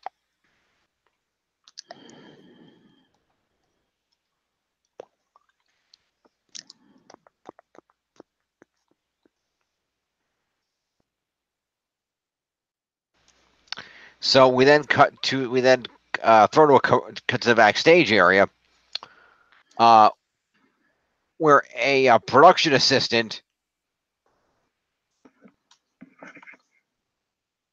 Oh, also worth noting after this that Graves asks why Renee is being so quiet about her husband losing. But after this, we cut backstage where an attendant is knocking on the door of Alexa Bliss in an attempt to bring her coffee. Mm-hmm. He knocks on the door saying he has her latte. When he receives no answer, he opens the door and walks in, only to find Alexa Bliss topless and holding her shirt over her breasts. She screams at him to put the coffee on the counter and leave, and clearly struck at what has happened, he very hesitantly does so and then leaves.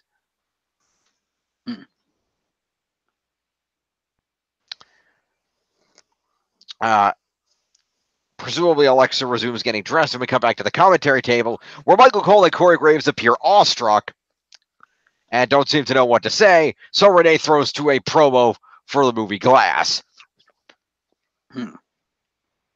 A trailer, specifically. So, that happened. And okay, then. When we get to a point on SmackDown, this is going to come up again. We're going to talk about that a little bit later. Anyway, that's a promo to a. I was going to say, does Alexa get like Pipe Bomber OMG points for being topless? No, but it constitutes a promo because she spoke, so she gets promo points. All right. Also, go fuck yourself. What? We're not awarding points for blatant misogyny. I was thinking more along the lines of the point that you brought up of this is like an attitude era thing, and it's like supposed to be the PG era. What the fuck? We're going to address it on SmackDown. There. So after a commercial break, Alexa has completed her dressing and comes out to the stage for a moment of bliss. She opens a moment of bliss by revealing the new Women's Tag Team Championships. Which look awesome. They do look awesome. And also revealing that these championships will be awarded at the Elimination Chamber pay-per-view. Coming up. So stay tuned for that.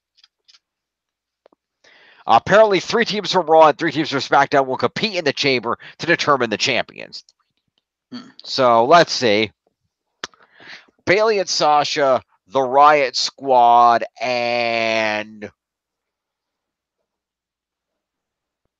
Nia and Tamina. SmackDown would be the Iconics, not Absolution. And Jessamine Duke and her friend being called up from NXT. Possibly. To basically further the 4 Horsewomen feud. Could be. I can see it.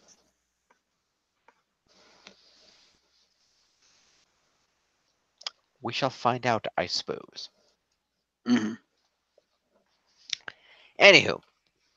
So after this title revelation, Alexa welcomes her guest, who she barely gets out the words, allow me to introduce, before she's interrupted by him introducing himself. Ladies and gentlemen. Yes, Paul Heyman comes out, said it was an honor to be her guest, and reminded everyone who he is and what he does, and talked about the Fatal 4-Way match, going over the 4 superstars in the match, talking about how, people forget John Cena was the guy upon whose carcass Suplex City was built. Everybody should have their eyes on Drew McIntyre, who he guarantees will be a future Universal Champion, but not now. He wondered if it might be Baron Corbin. But as he's wondering this, both are momentarily distracted as a Heavy Machinery tag team member Otis Dozovic wandered out to the stage, kind of just wandering around like he didn't know where he was, because that's his gimmick, stopping to admire the new women's titles from behind for a moment, and then making comments to Alexa about how attractive she was. Just a pretty lady like that. After a few moments of this, Tucker Knight came rushing out, all apologies, trying to pull him to the back, and a number of officials assisted him in doing so.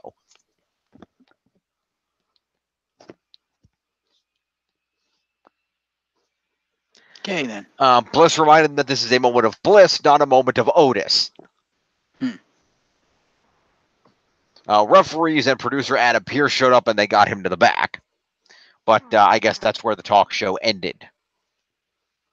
So, yeah. Okay, then.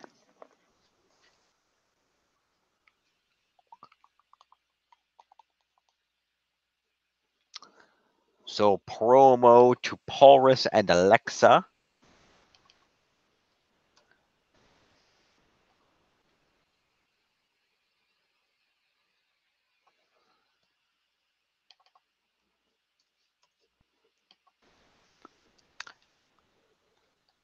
And Minnie to Tucker and Otis?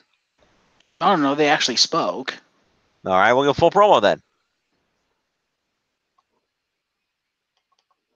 Like, Tucker actually spoke, right? Or did he just mumble, I'm sorry, I'm sorry, I'm sorry? Well, I mean, he was off mic. It was just whatever the boom mics in the studio were picking up, but I'll count it. It's fine. Okay.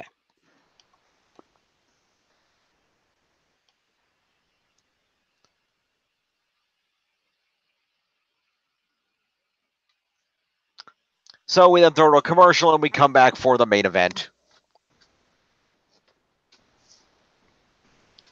This match was long enough that it required 2 commercial breaks during the course of it. All right, then. There was a lot of back and forth brawling. Balor went up top against Corbin right away, but Corbin caught him with a chokeslam backbreaker. Cena got in and faced off with Corbin and McIntyre. We went to the first break. The match continued with Corbin going shoulder to shoulder first into the ring post. Balor hit a running dropkick on McIntyre outside the ring, went for an attack, but Corbin punched him off the apron. Cena jumped off the middle rope with a DDT on Corbin for a 2. McIntyre broke the pin. Cena hit McIntyre with the full 5 moves of doom, but the pin was broken up by Corbin this time. Balor went back in the ring and joined Cena for a double team suplex on Corbin. Cena and Corbin set up for a double team superplex, which set up McIntyre to slam Cena and Balor down. McIntyre set up for a superplex on Corbin, and Corbin crotched him on the rope and sent McIntyre upside down in the tree of woe. He powered back up and slammed Corbin down, though. Balor went for an attack on the guys on the floor. Corbin got back in the ring and hit an end of days on him. McIntyre got the pin attempt and then hit a Glasgow kiss headbutt on him. Cena went up top and tried to do a leg drop, and McIntyre countered him into a powerbomb. All 4 guys staggered and had a slugfest. Then the faces cleared the ring. Balor boots to the face of Cena, went up top, but Cena punched him to stop his momentum. He tried to middle roped AA him, but Corbin snuck in and pushed Cena out of the ring and went for the cover. But Balor managed to kick out of it. Corbin then grabbed a chair and hit McIntyre in the ribs with it. Then hit Balor in the back with it a few times. Got a 2 count off that, but Cena broke the pin. He punched Cena in the ribs, but Cena countered with an AA. McIntyre then Claymore kicked Cena. Balor then hit a leaping DDT on McIntyre, sending him out. Then went up top and nailed Cena with the coup de grace for the win. Wow, he pinned Cena? He did. Wow. Post-match, Cena grabbed a microphone and informed Finn Balor, saying that, earlier tonight you proved yourself. You said earlier tonight Vince McMahon didn't believe in you, but that the people did believe in you. Well, now Finn, you've got one more person that believes in you right here. Give Lesnar hell. And then he raised Balor's hand in the air and gave him a hug.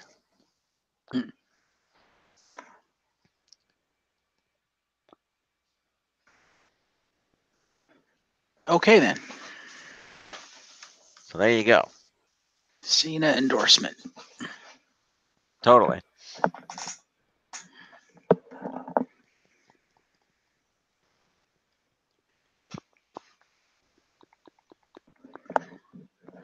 There you go. So do you reckon it's going to be Balor against Brock or the Demon King against Brock? That is a very good question. I think we'll find out. I legit don't know. Fair. Score. Yes, quite. Main event. Main event specialty. So based on this, it's 5 for a match, 4 for main event, and 3 for a specialty. So 12 is at base here. Baron Corbin gets base 12 and 2 moves, plus 3 for the use of a chair. It's 17 points to Corbin.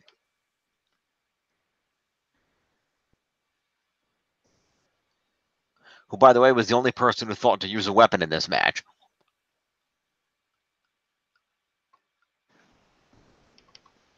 Well, that's kind of fits his gimmick. Yeah.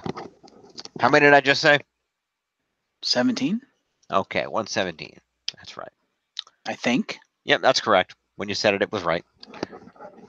Next up, John Cena was carrying the match move-wise. Rapaldo. Mostly off the 5-move exchange on McIntyre. So John Cena will get the base 12, plus 8 moves is 20.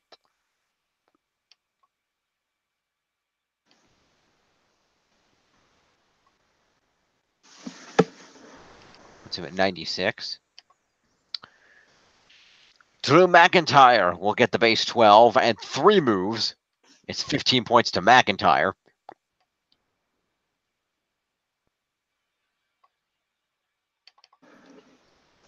It's about 129.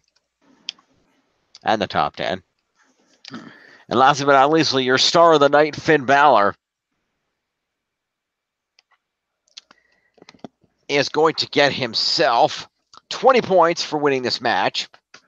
10 points for winning a specialty match is 30. 5 points for winning the main event is 35. The base 12 puts him at 47. And 4 moves is 51 points to Finn Balor. Which puts Balor at 199. Not quite number 1, but damn close.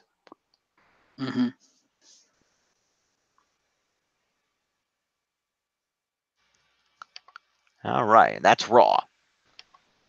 See what we got, shall we? I guess. Why do you sound so unenthusiastic about this show? I'm just tired, that's all. Wake up. I'm tired too. You don't see me being unenthusiastic. All right. Legit Yes Movement still in the lead at 2309, followed at 1881 by the Rowdy Last Kickers. I'm still in last by 15 at 1502, but I at least closed the gap a little bit.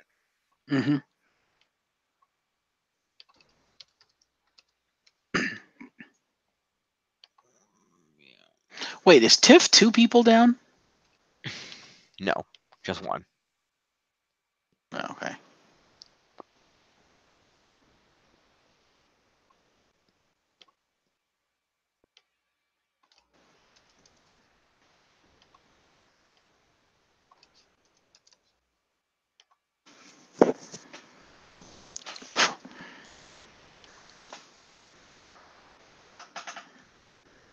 All right.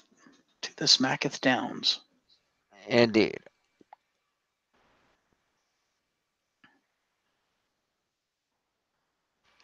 Yeah. All right.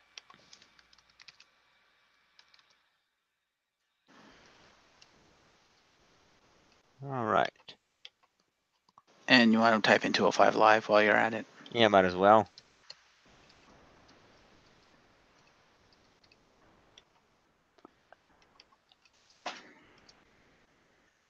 All right.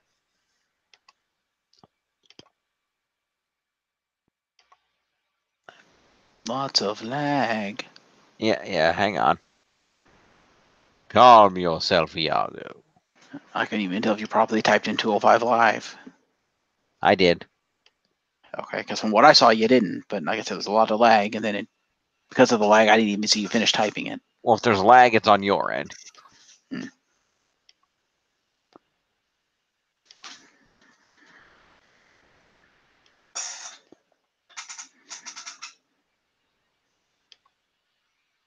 What are you doing? Getting up the SmackDown recap. Oh, okay. I didn't know if you were actually doing something on the screen or not. Fair. Nope, getting a SmackDown recap. All right.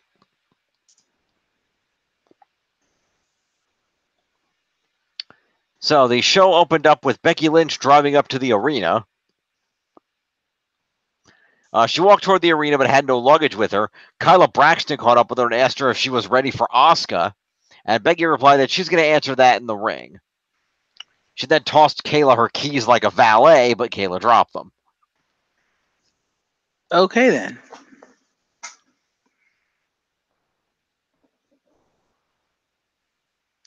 On her way in, Becky Lynch passed by the New Day, who were in the parking lot eating pancakes.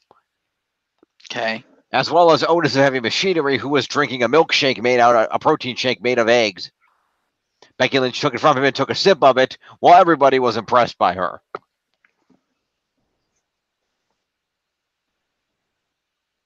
She then headed toward the ring. Well, promo to Becky and minis to everyone else. Becky's coming right out to the ring to continue it, so I'm counting it as one long promo.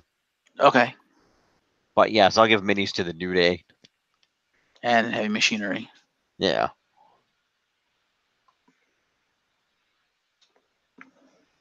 Well, it just mentions Otis. It does not mention whether... Well, she's got Tucker listed, so I'm assuming Tucker was with him. That's fair, then.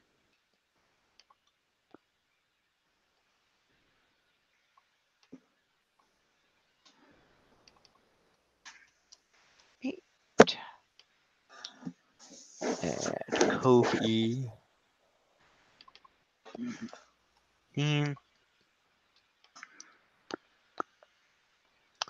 And Otis.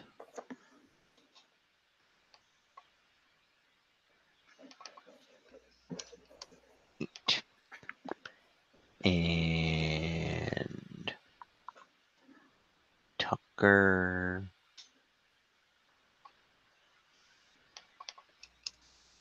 And Xavier. Mm-hmm. Okay. Moving on. I'm actually going to ask you to do me a favor here. Okay.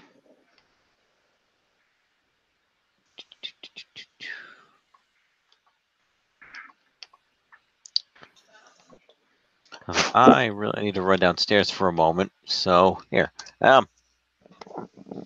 Read the recap of the opening promo.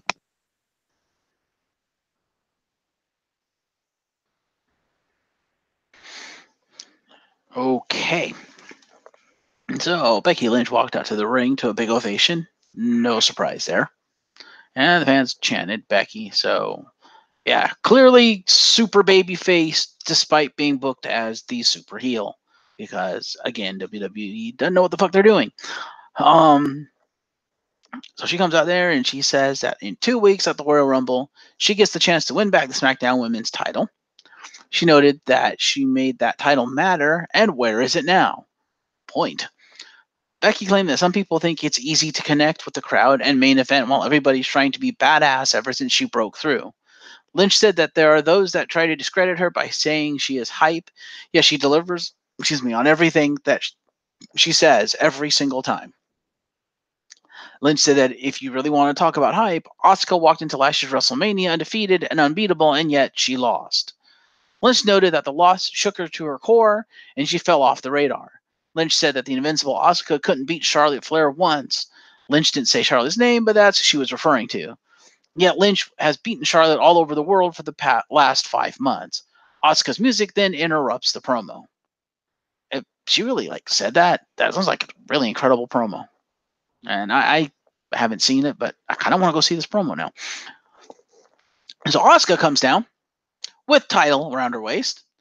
She gets a rather nice ovation from the crowd, but not as loud as Becky Lynch. And Asuka told Becky that she likes to talk and she likes hype. Asuka said that after the Royal Rumble, Becky will not be in Charlotte's shadow because she will be in Asuka's shadow. Ooh.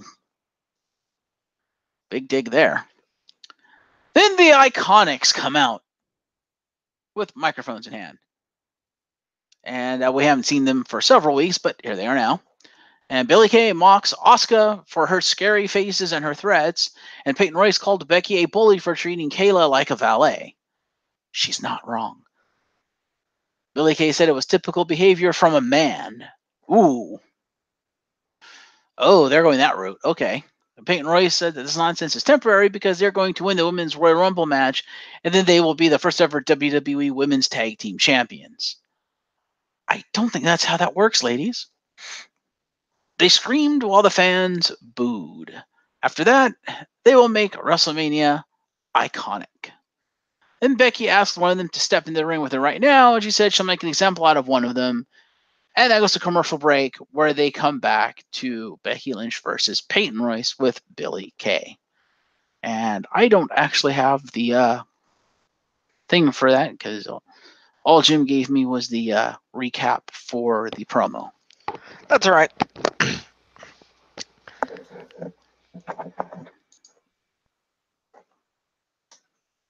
Oh, apparently it looks like Asuka stayed down there on commentary, as you do if you're the champion. Hello? Hello. Okay. I guess I did the thing while I was gone. But yes, so as I said, it looks like Asuka stayed down there as on commentary, as you do as the champ. Actually, she was just sitting at the chair next to the desk, not actually on commentary, but the points are the same. Yes. So, yes. Asuka gets commentary points, as well as the opening promo. So that's 10 for her. Well, aren't you going to recap the match before we start doling out points? No, okay. If that is what you desire. I desire. Okay. So Becky was wrestling in her jeans and her The Man t-shirt, along with her not usual wrestling shoes, because she wasn't actually come out prepped for a match. And so she threw Royce out of the ring. They got back in the ring. Leaping kick, armbar. Lacey Evans was shown watching on a monitor backstage. Becky left the ring to attack again, and when they went back in, Royce took control with some punches to the back, but Lynch countered with a knee to the ribs and some forearms to the face. Royce backed her into a corner with a clothesline, and then slapped out a chin lock, but Becky broke free with a boot to the face, followed by a forearm. Went to the floor again with Royce hitting another clothesline as they went to a break. We come back from the break with Royce holding Lynch in a headlock while Lacey Evans was shown watching the match with a drink in her hand.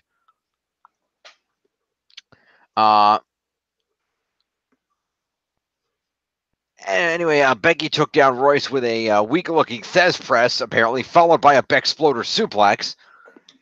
Then a kick to the chest. Royce came back with a kick to the face off at 2. Lynch then countered a suplex attempt into a disarm her and tapped her out. Fair. Would Peyton put the chin lock? Did she actually lock the chin lock on Becky before Becky got out of it? Where was the chin lock?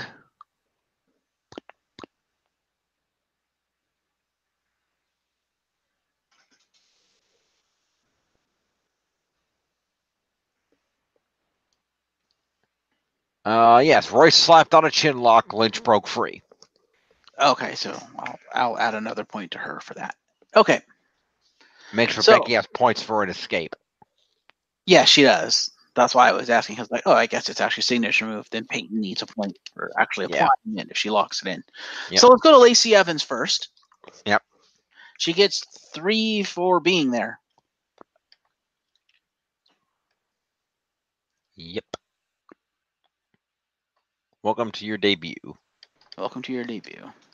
As girl watching monitor. Yep. Let's go to our women's champion, Asuka. Yes. 10 points for saying stuff and watching a match. Yep. Also, it didn't seem to be brought up in that little recapper there, but also for loudly and abrasively screaming incoherent Japanese at people. That's what she does. She cuts Japanese promos. Yeah. The Japanese fans knew what she said. Well, that's fair. So we'll go to Billie Kay. Yep. 10 points for promo and accompanying Peyton. Yep. Okay.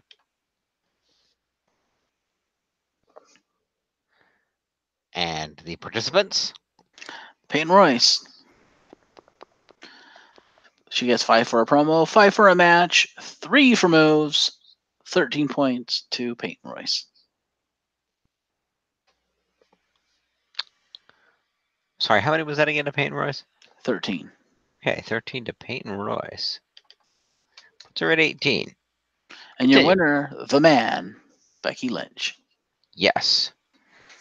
5 for a promo, 5 for a match, 20 for winning the match, bunch of moves, 1 escape, 35 points. No, 40 points to the man. All right, 40 points. That's good.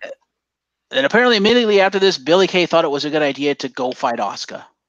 Yes. That is accurate. Following the match, let me scroll down here. Asuka got in the ring and did some screaming in Japanese. And yelled at Billie Kay to get in the ring, saying she wanted to take her on. But Billie Kay wanted to leave, so Asuka ran to the ramp, grabbed Billie Kay, threw her in the ring, and she was put into a match against her will. Oh.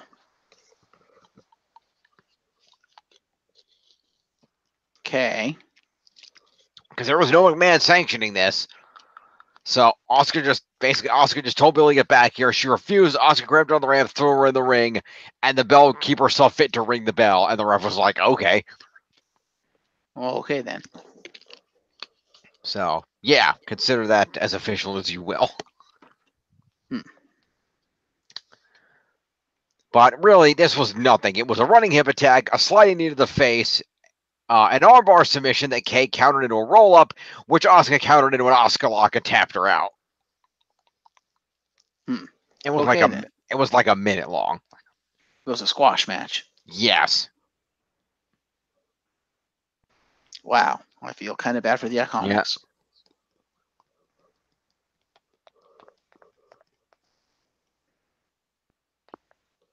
Okay, so Billie Kay gets 5 points for being put into a match against her will.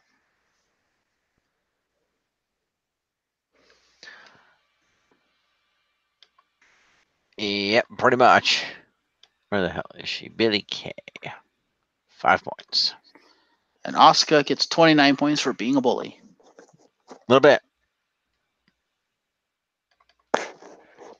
Well, that's 04 and 9.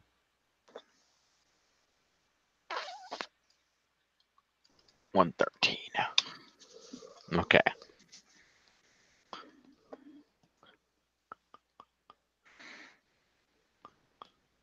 Okay. So apparently we have a shitload of promos. Yep. AJ countered Daniel Bryan's concession stand promo from last week with one of his own. Okay. Fans were chanting his name while he tried to talk to the camera, but they were so loud he had to yell just to be heard. He said people could do whatever they want, eat what they want, and have a good time. And these people are no different than the fans at Phoenix when he kicks Daniel Bryan's ass at the Royal Rumble. AJ Styles then grabbed a handful of AJ Styles shirts and started throwing them at fans. Okay, then. Free merch. Free merch. He was then attacked by Daniel Bryan in the concourse area. Styles picked Bryan up and proceeded to slam him through a concession table. Ouch. Bryan's clothes got doused in mustard from the hot dogs, and security then showed up and had to pull AJ Styles off of him. All right, so that's 5 for the table spot, right? Yeah. All right. So Daniel Bryan 4 for an assault. Yeah. We'll start with him. It's him at 86. And AJ Styles. Yes. 5 for a promo, 4 for an assault, 5 for the table spot, 14 points to AJ Styles. Yep. Puts him at 119. All right, moving on. Jesus Christ, nothing happened in this show. It was like a show of nothing but promos. What the hell? Okay, then. SmackDown's kind of gone downhill. Anyway. Yeah. Continue. I shall.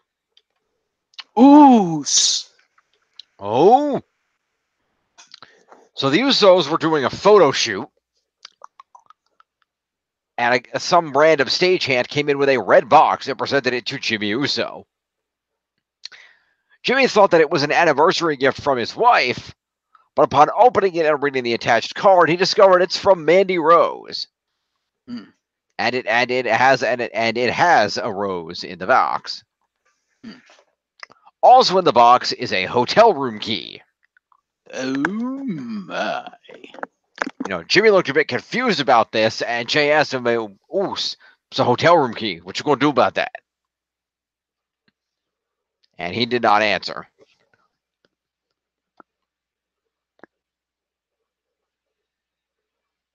Oh my. So that's a promo to the Usos. Yep, 5 points apiece.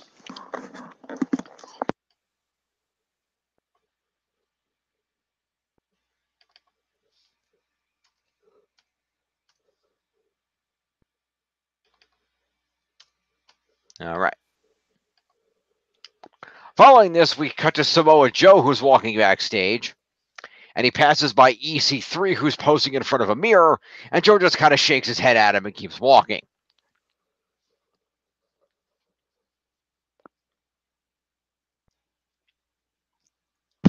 Okay.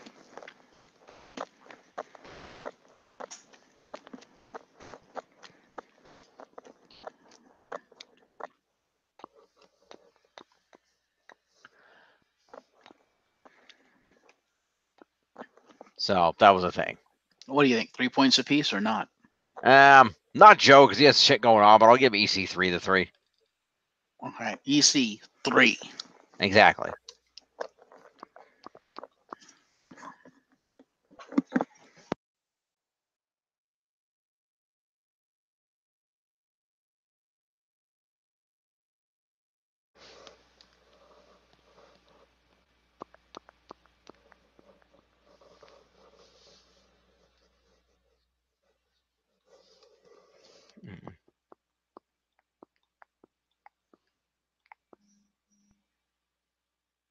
Then we head over to Tranquilo.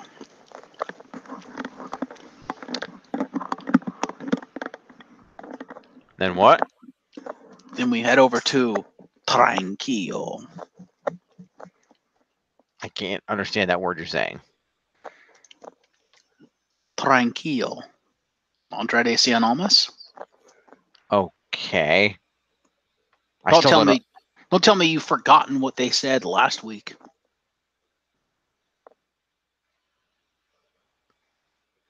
Zelina says the era of Tranquilo.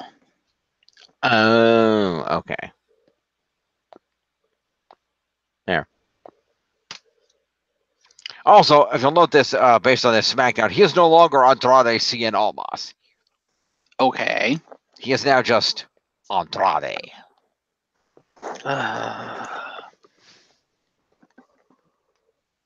That's dumb, but okay. Yeah.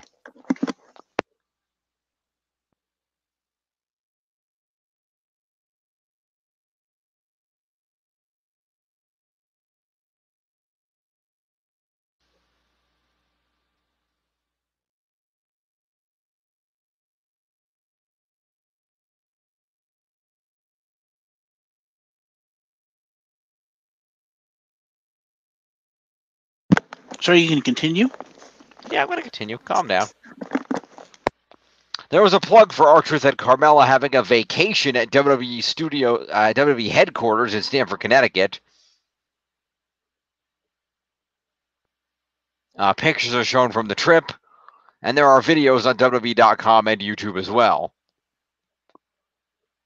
Okay, then. Andrade and Zelina get interviewed by Caleb Braxton, and Andrade said that Rey is his idol, but Andrade is the future. And Vega adds that it's time to focus on the future while noting that Andrade is going to win the Royal Rumble and the WWE Championship at WrestleMania.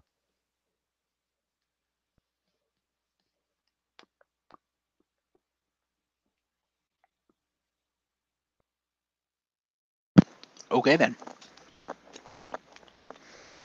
Oh, 5 points for them for promo.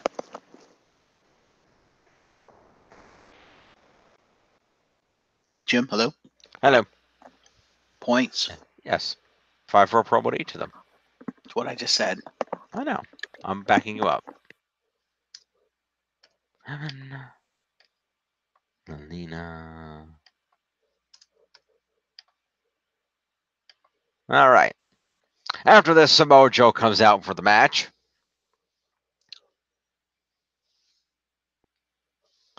Mustafa Ali came up next. And apparently there was a plug that 205 Live is moving back to Tuesday night after SmackDown.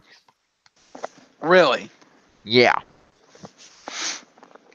Okay, that's weird. I think it only moved to Wednesday during the Mixed Match Challenge. And then it took a little while to get it moved back. So that means you need to change the date on your document there. Fair enough. Anyway, Joe attacked Mustafa Ali before the bell rang while he was posing on the turnbuckle. He had a jumping kick to the face that beat him up on the floor, whipped him into the ring post. The referee then told Joe to leave, so the match never started. Joe teased like he was going to leave, but then hit Ali with some headbutts and yelled, "Do you understand?" And then ripped Ali hard into the ring post again. Ali hit the ring post face first so hard he did a 180 in the air before he hit the ground. Okay, then. And then Joe finally left. But then Joe turned around and went back down to ringside and teased like he was going to powerbomb Ali onto the announce table, but changed his mind and whipped him into the barricade instead. Then Joe actually left. Okay. So this is a feud now. Okay. Yep. So how do I score this? Well, it would be a large assault on the point of Samoa Joe. Well, yes, but would Ali get points for at least showing up? Yeah, I mean, he came down with the intent of having a match, so I'd give him. I mean, I'd give him 5 points for it. 5 for appearance. Okay. Yeah. To Mustafa Ali. Yeah. Because it was a match at the point that he came down, but. Mm-hmm. And then Samoa Joe will get a lot of assault points. 4 assault points and a bunch of move points, I guess. Well, he didn't really do any moves. He just kind of assaulted him. Jump kick, headbutt. Okay, so he got 2 then? I don't know. She has whips listed here, but I didn't know Irish whips was a signature move of Samoa Joe. No, not really. Not that I know of. How many headbutts did they say he did? Ow.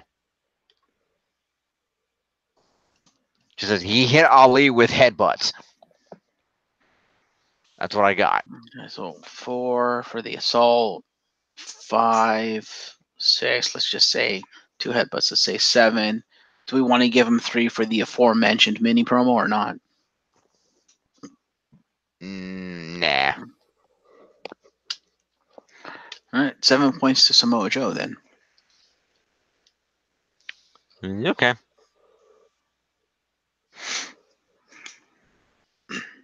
A 7, which will be 3, puts it at 105.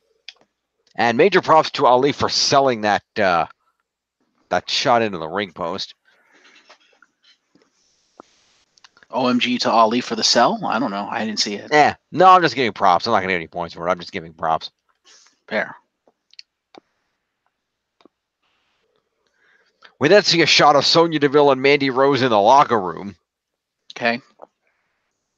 It's worth noting that Sonya is in no way sold on Mandy Rose's fucking around with Jimmy Uso. No pun intended. Or maybe pun intended. You decide. Mandy said that she wanted to make Naomi's life miserable because she hates her, and so she's going to break up Naomi's marriage. That's why she invited Jimmy to her hotel room, and then she left Sonya by noting that she had a date. That's a promo to Mandy and Sonya.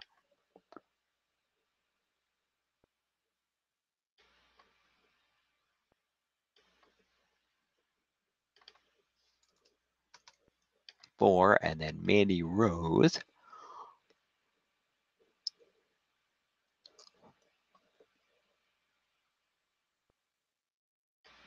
So we're at 52. Bam. Okay.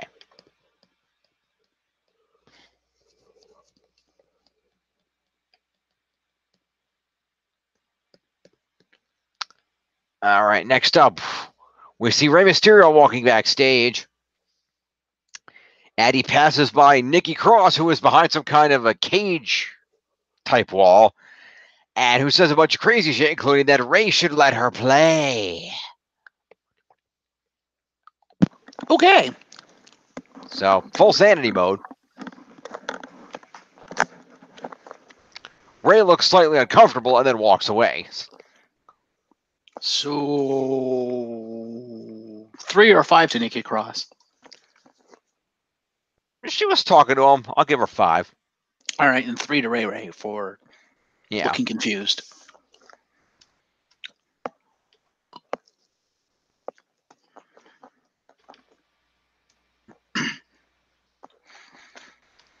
All right. We go to a commercial, and we come back from said commercial to a replay of Joe beating up Ali. We then see Samoa Joe walking backstage, and he's approached by Kayla Braxton to ask him what the hell that was all about. Joe replied that was a statement. I'm going to win the Royal Rumble match, and any man that declares himself a champion is a target, and I will hunt them down. Okay, but you didn't hunt Ollie down. He came down for a match, so you knew where he was going to be, and I think it was a match against you, so that's not hunting. No, either way, it's a promo to Joe. It is.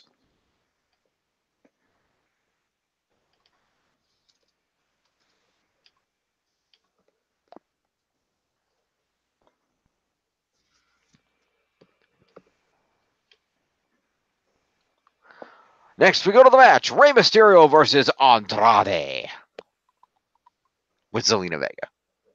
Mm-hmm.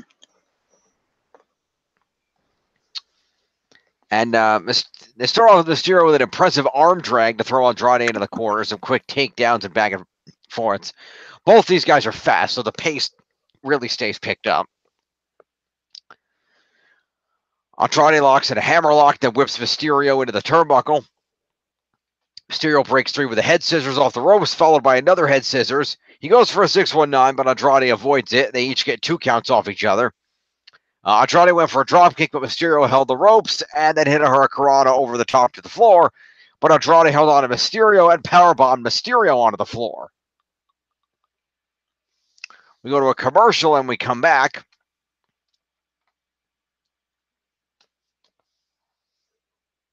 Andrade misses a double knee attack against the turnbuckle, and Mysterio goes back with a seated senton, followed by a head scissors. Andrade picked him up, but Mysterio came back with a big DDT for a 2 count. Andrade counters with elbows to the head, avoids a kick, and a hip toss by Andrade sends Mysterio into the turnbuckle. Andrade with double knee attack against the turnbuckle for a 2. Mysterio sent Andrade face first into the middle.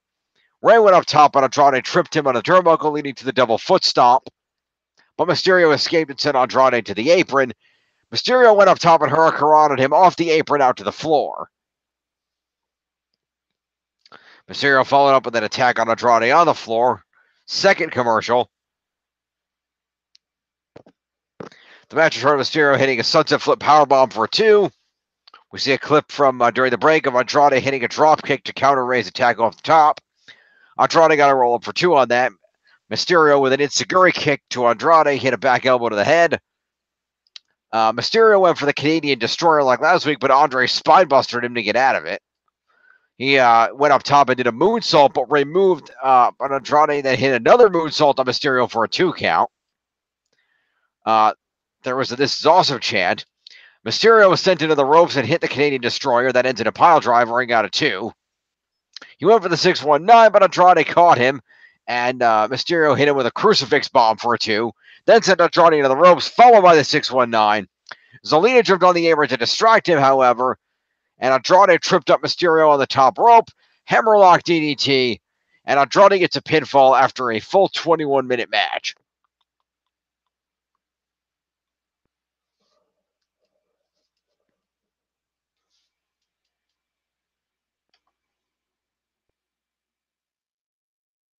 Hello?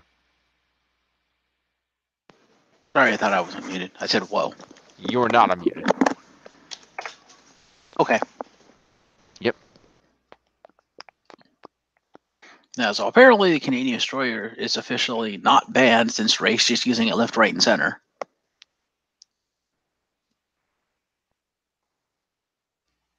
Hello? Yep. You hear what I said? Yep. Well, that's interesting. It is. All right, so points. Zelina. Zelina Vega, 11 points. 49. Rey Mysterio. Yes. 5 for a match, bunch of moves, couple of counters. 22 points to Rey Mysterio. What's it at 66? Andrade Cien Almas. Just Andrade. I don't care. Vince can go fuck himself. 5 for a match, 20 for a win. Again, a bunch of moves, couple of escapes and counters. 40 points to Andrade Cien Almas.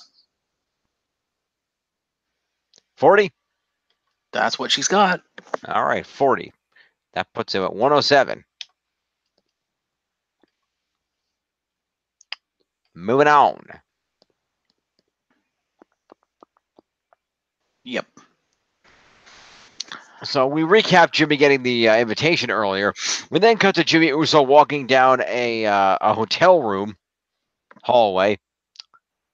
He takes out the hotel room key and pauses at the door as we go to a break. We come back from the break, and apparently Jimmy was just standing in the hallway during the break.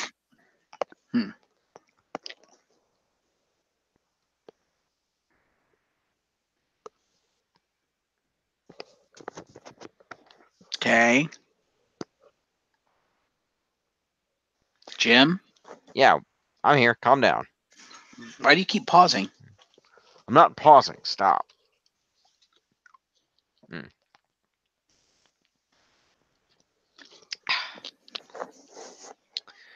So Jimmy knocked on the door, and then when he didn't get a response, he used the key to enter the room.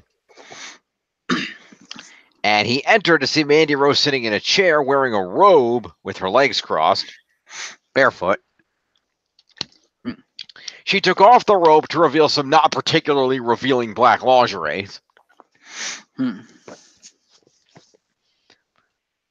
And she asks what he thinks and what his wife will think. And Jimmy says that they can't do this. She says they can do this. A photographer showed up to take pictures and then left quickly. And then she said that this isn't about him. This is about his wife. And Mandy complained about Naomi while noting that she will never be as hot as Mandy. Mandy said that Jimmy knows this. Naomi knows it. Mandy knows it. And everybody knows it. And she said that when Naomi gets a look at those photos, they will ruin her entire life. Jimmy left the room, and then Naomi showed up, revealing that Jimmy actually let her into the room during the commercial break from the other door where Mandy didn't see her, and Naomi begins assaulting Mandy Rose. They brawled onto the bed around the room, exchanging punches and ending up on the floor. Naomi won the battle until Mandy tossed her over a chair and then ran barefoot out of the room.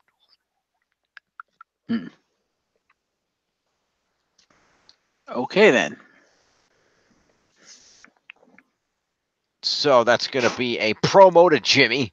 Yep, 5 to Jimmy. Far. 9 to the ladies for beating each other up. Yep. Why 9? Well, Mandy gets a 9. I don't know why she gave Naomi 5. She didn't say anything. Yeah, Mandy gets a 9. Should be 4 for Naomi. Yep. That's Naomi at an even 50. And Mandy Rose gets the 9. Is 61. Okay. Rolling along. Indeed.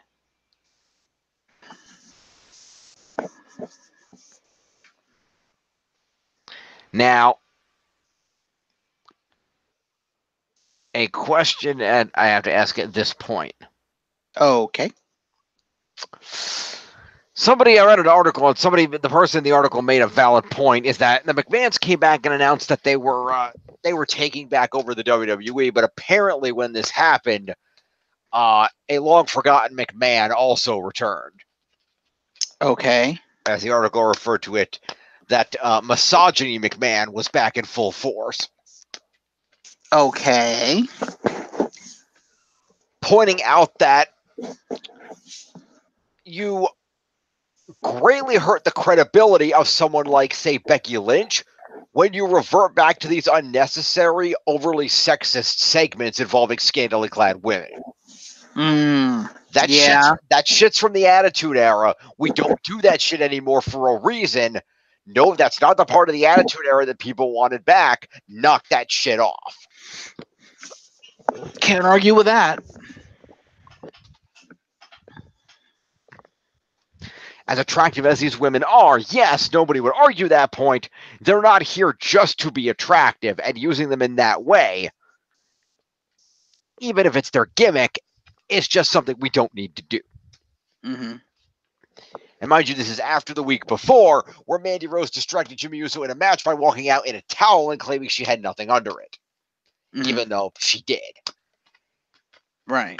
Because I'm sorry, I can't, I'm not wearing anything on the towel. I can't find my ring gear, but I still conveniently managed to find and put on my knee pads and boots. Like, no, nobody believed you were naked under there. Mm-hmm. So, yeah, no. Well, it kind of makes sense when Vince panics because he's losing money. It makes sense he'd go back to the well of what, brought him out of it in the first place. Right? Yep.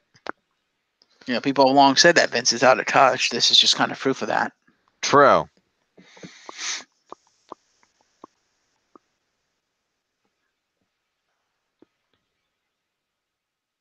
So, moving on.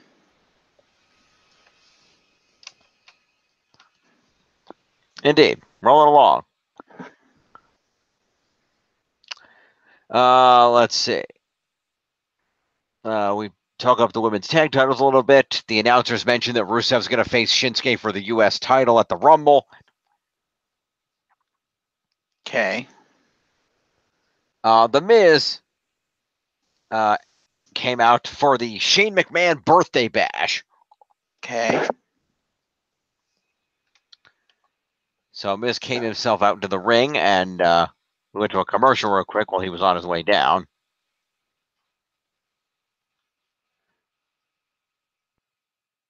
Okay. And they weren't lying. It actually was Shane's birthday. Okay. Well, it usually is. They usually don't lie about that part. True. So the Miz had all kinds of birthday gifts on a table, balloons, cake, the best in the world trophy, and all kinds of other stuff.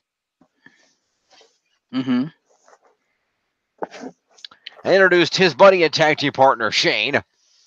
Shane entered the ring where he thanked Miz for the birthday wishes and thanked Birmingham as the fans chanted happy birthday.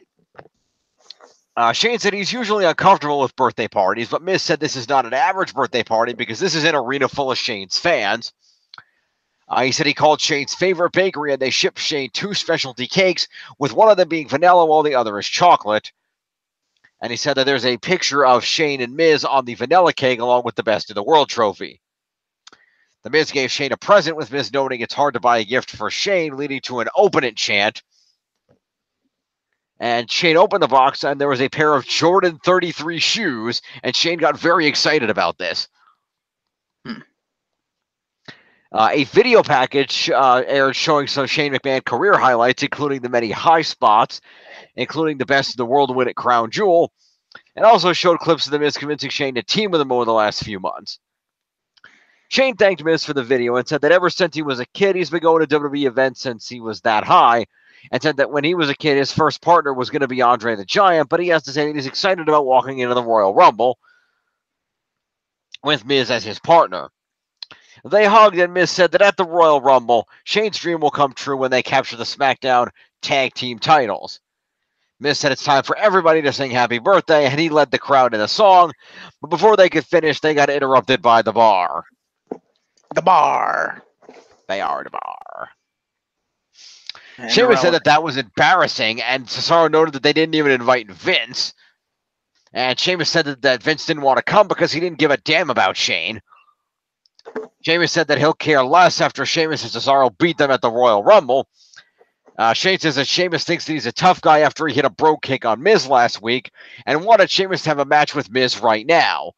Miz said that he's not dressed to compete since he's in a suit, and Shane says that he wasn't dressed to compete when he won Best of the World, and Miz says that's what you want, then they'll do it.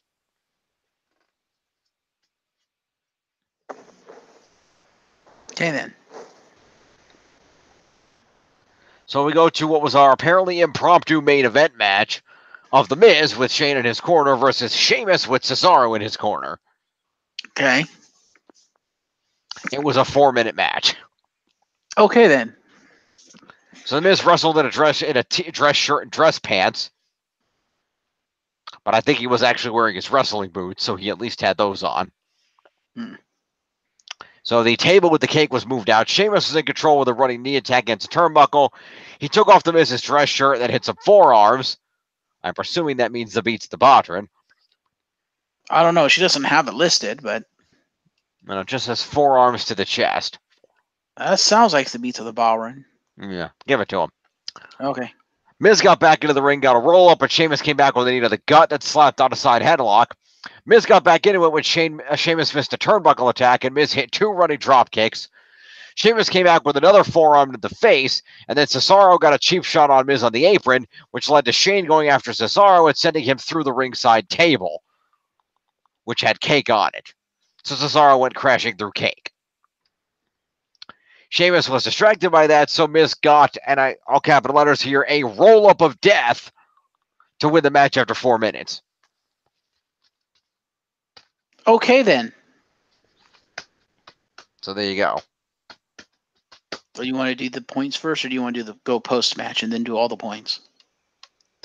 Post-match, Sheamus attacked The Miz, so Shane saved his partner with a back elbow. Miz got back up and hit Sheamus with a skull-crushing finale, then set up Sheamus against the turnbuckle, and Shane went up top for the coast-to-coast drop kick. He grabbed a small cake and put it in Sheamus' face, then Shane coast-to-coast a cake into his face. Shane then grabbed the Best in the World trophy and held it in the ring with Miz, and Shane's music played as they celebrated to end the show. Would coast-to-coasting a cake in the face be constitute a foreign object use? Yes, it would. Okay, I'm going to have to do some maths. But first, let's do the one where I don't have to do any maths. Okay. Cesaro. Yes. So, we didn't do the points for the promo yet, did we? No. Okay, so 5 for promo. I guess I do have to do maths. 5 for promo. 5 for accompaniment, technically. Yep. And 6 for interference is 16 points to Cesaro. Yep. Which is 55-61. Shane O'Mac. Here comes the money. So 5 for a promo, 5 for accompaniment, 5 for a table spot is 15. 4 for an assault is 19. 3 moves is 22. And 3 for the coast to cake is 25 points to Shane O'Mac. Putting him at 45 total. Yes, I have now coined it as coast to cake. I approve. And so... But I feel like if you're going to call it that, it needs to be your signature move since you are the cake. But I thought you're always going on and on about how I'm not a high flyer. True. But then again, let's to be honest, except for that his elbow, neither is Shane. He's more of a cruiserweight than I am. Fair enough. Which I find hilarious considering you do the ridiculous fly through the air fucking DDT move. Oh, you mean the Eclipse? The Stunner? Yeah, considering you do the fucking Eclipse off the top rope. Yeah, but you have to remember, most of those moves are like short-range aerial moves. It's not from one end of the ring to the other. No, but I don't mean that. The other one, too, the new move they put in that you took before I could get it. Oh, the other Stunner? The Rainbow Stunner? Is that also a Stunner? Okay, fair enough. Yeah, that's more me jumping up in the air and like spinning around the dude and stunning him. But yeah. Yeah. Anyway, the Celtic Warrior. So, 5 for a promo, 5 for a match, 4 for the main event is 14. 4 moves is 18, and 4 for the assault is 22 points to Sheamus. Which goes 45 to put you at 65. And your winner, Thomas.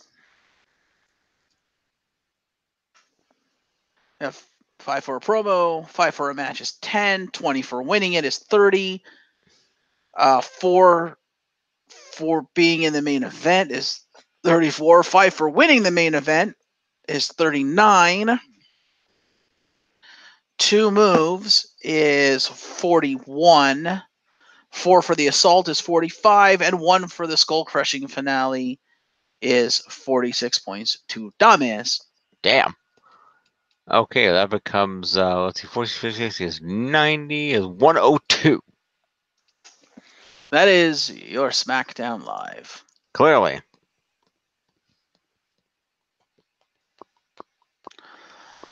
Let's go to the happy totals.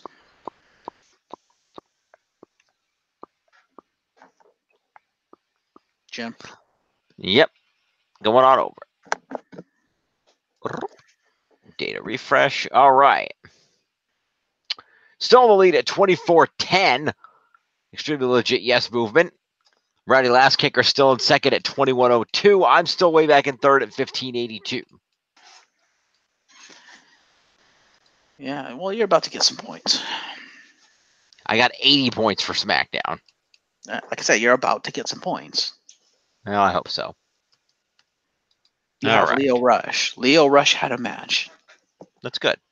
He won that match. Yeah, but it wasn't the main event. No, it wasn't. Tiff got the main event. Fair. Let's go to 205 Live. So, we kick off 205 Live. First thing you notice is we're one commentator short. There is no Nigel McGuinness because he is currently in his homeland of the Isle of Britain because NXT UK. Or at least I assume that's where he was, given the week it was. I assume he was there for TakeOver UK and that he was calling that event. Either way, we get just Vic Joseph and Percy Watson at the table for this episode of 205 Live. And we kick things off with the man of the hour coming down, grabs a mic, talks up new Intercontinental Champion Bobby Lashley and says, yeah, you look at him, he's the new Intercontinental Champion, and that's going to continue with my match because fuck the Lucha House Party. He also comes out and says, and I'm like, really? I guess? But he goes, welcome to Leo 5 Live. And no reaction from Jim. Jim even there. Uh-oh. Did we lose Jim?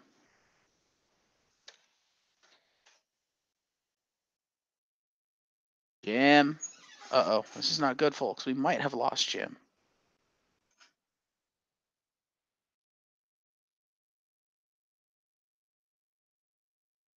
Jimson.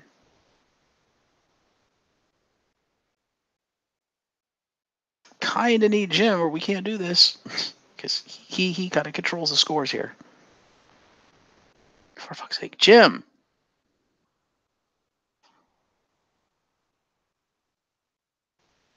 I don't know what to do, folks. I mean, I could recap this, but we won't be getting points.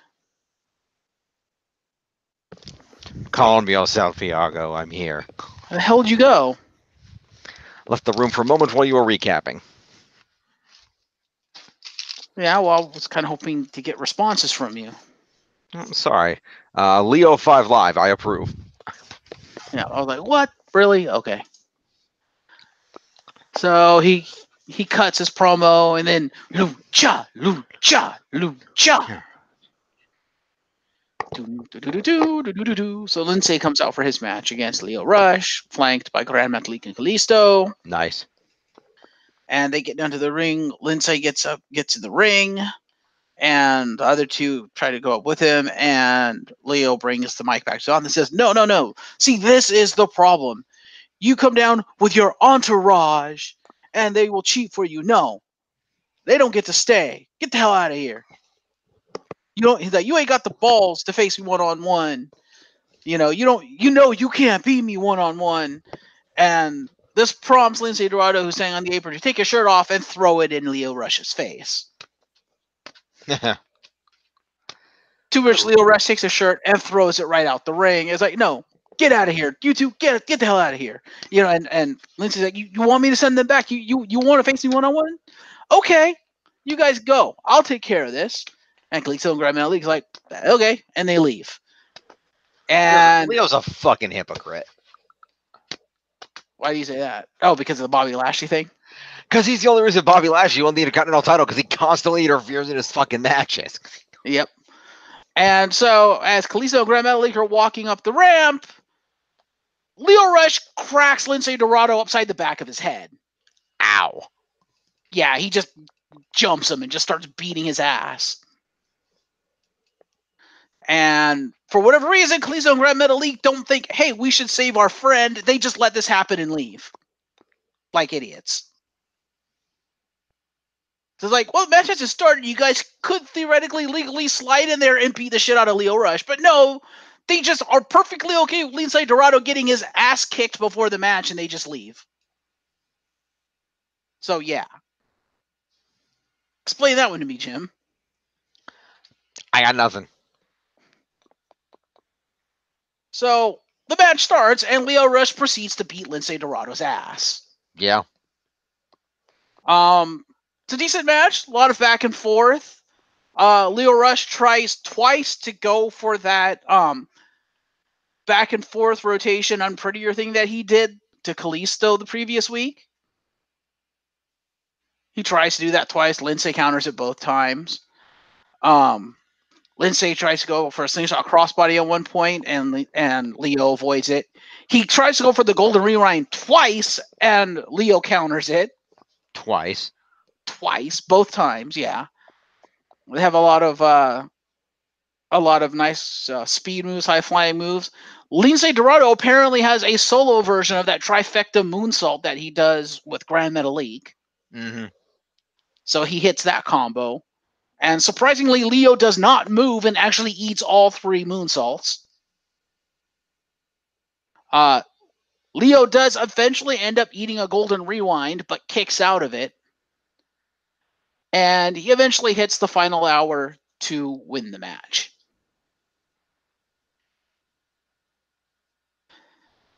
And after the match, Lindsay Dorado rolls out the ring and is like, licking his wounds, and it's like, okay, you won the match, and it's like he's retreating up the ramp. And Leo thinks, no, fuck that, slides out the ring and starts beating up Lindsay Dorado some more. At which point, Gran Metalik and Kalisto come running out from the back, finally deciding, you know what, it's time to save our friend. And Lio Rush stops beating on Lindsay Dorado, turns, and literally heads for the hills. He just runs into the crowd and escapes through the crowd. Mm-hmm. As Gran Metalik and Kalisto are, looking after Lindsay Dorado, who was half dead on the ground. Well, that sucks for him. Yeah, so now they're one man down. Leo's picking them apart at this point. So let's go to Kalisto and Gran Metalik. They each get 5 points for accompanying Lindsay down to the ring, even if they didn't stay for the match. Mm-hmm. That's fair. So let's see here. We got Gran Metalik. Yep. 5 puts him at 51, and Kalisto gets 5, and that puts him at 94. Okay. All right. Then we have Lindsay Dorado, your loser by quite a large margin. Yep. 5 for being in the match, 6 for counters, 6 for moves, total of 17 points to the Golden Links. Okay, so that's going to be 59, and the 7 is 66.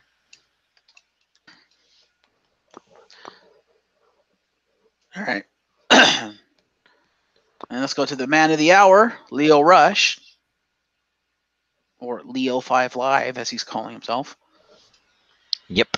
He gets 5 for promo, 4 for the pre and post match assault, 5 for actually wrestling the match, 20 for winning the match, 9 for avoidances and counters, 5 for moves, for a total of 48 points to Lio Rush. What was that total? I'm sorry. 48.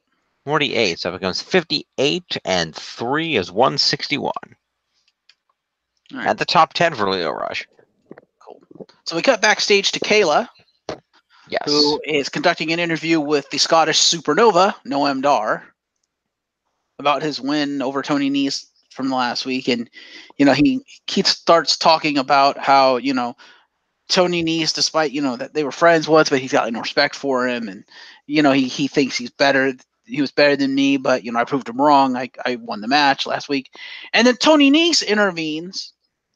And it keeps trying to say how it was a fluke or how, you got lucky, blah, blah, blah. And Noam Dar just keeps saying, well, yeah, but you lost. And it gets to the point where Tony Nese is like, all right, I'll give you that victory last week, but that still makes us 1-1. If you really think it wasn't a fluke, how about you face me again for the rubber match? And Noam Dar thinks for a minute, and he goes, I would really like to wrestle somebody who could push me to my limits, right? Someone who's a good competitor, maybe former champion or whatever. So I really would love to take you up on your offer. And then he turns and looks at Tony Nese and he goes, but you lost. Pats him on the shoulder and walks off. It was a great promo by Noam Dar. And of course, Tony Nese is all pissed off. Of course. Yeah, you should check that promo out if you get a chance. It was a good promo. So 5 to those gentlemen for an awesome promo. All right, well, so Tony Nese. Where the hell is he? Tony Nese. And who the hell am I looking for? Noam Dar. Noam Dar, thank you. Who the hell was in the promo? Noam Dar. Yeah.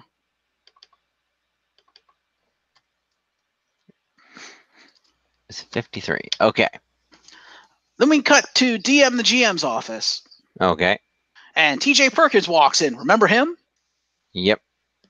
Yeah, apparently he has a right arm full of tats now, so. Okay then. Good for him, I suppose. Yeah. So apparently, in the intervening time that he hasn't been doing anything, apparently he decided to go get inked. Why not? Yeah, why not? So he comes walking in, and Drake Maverick is like, TJ Perkins. Also, as he's walking in, DM the GM is talking to a ref, basically talking to him about Lindsay Dorado and to say, make sure he's okay, blah, blah, blah. Mm-hmm. And I guess he had gone in to see Lindsay just to make sure he was okay. And TJ walks in, and he goes, TJ goes, wow, you never came to see me in the trainer's room when I was injured. Yeah. And Drake Maverick goes, well, yeah, but you didn't really have an injury. You've never really had an injury. And TJ Perkins goes, hey, man, that was a really bad cold. Ah. And Drake Maverick goes, that's funny. He's like, but I know why you're here. You're here because of Buddy Murphy's open challenge that he put out last week. And, I respect you for that. I'm glad you're here. I'm glad you're stepping up for that. That shows a lot of character. But unfortunately, I can't grant you that match because that opportunity's already been taken by the newest recruitment to 205 Live coming up from NXT. What's the guy's name? Humberto Carrillo, which we will get to when the match comes up. So unfortunately, I can't give you that match, but I approve of you coming up here. I approve of you showing yourself and saying you want it, even though TJ Perkins hasn't said anything of the sort, but that is probably why he's there. And he goes, that shows a lot. And Drake Maverick has the gall to sit here and be like, well, you are one of the cornerstones of 205 Live. I'm like, yeah, a cornerstone that you never use that fucking disappears, really? And so he starts to try to talk up TJ Perkins and how he likes what TJ Perkins is showing him by coming up here, blah, blah, blah. And just in mid-sentence, TJ Perkins just kind of smirks at him, just kind of laughs in his face and walks off. Fair enough. Basically, TJ Perkins kind of feels as I do. It's like, yeah, go fuck yourself, hypocrite. Call me a cornerstone and never use me. Go fuck yourself. So TJ Perkins is clearly not buying anything of what DM the GM is laying down. So I don't know where that's going to go from here, because they've been kind of building up this thing of TJ Perkins being unhappy there in 205 Live, and he's already threatened to leave, and it's just like they continually not use him and just literally insult him to his face. I'm like, you're really building a case for him just leaving 205 Live and maybe like trying to go to the main roster or some shit. So that'll be interesting. So 5 points to TJ Perkins for a promo.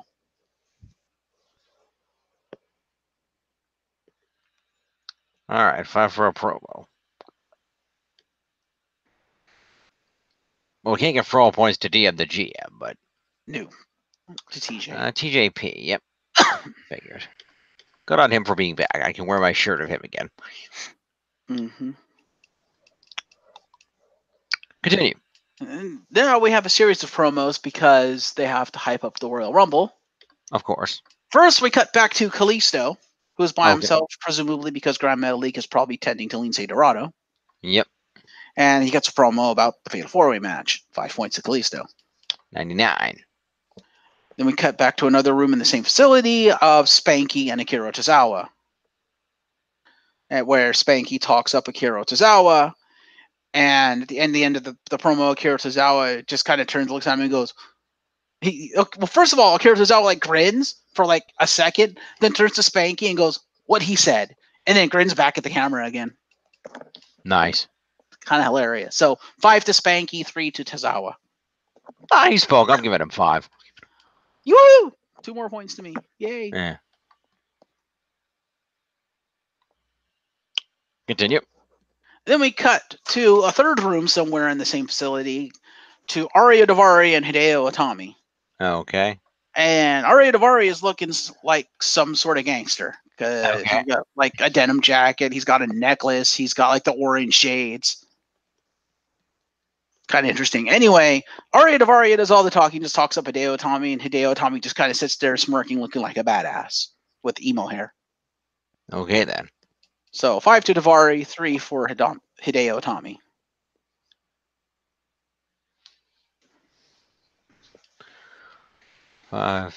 So 5 for so Itami did speak?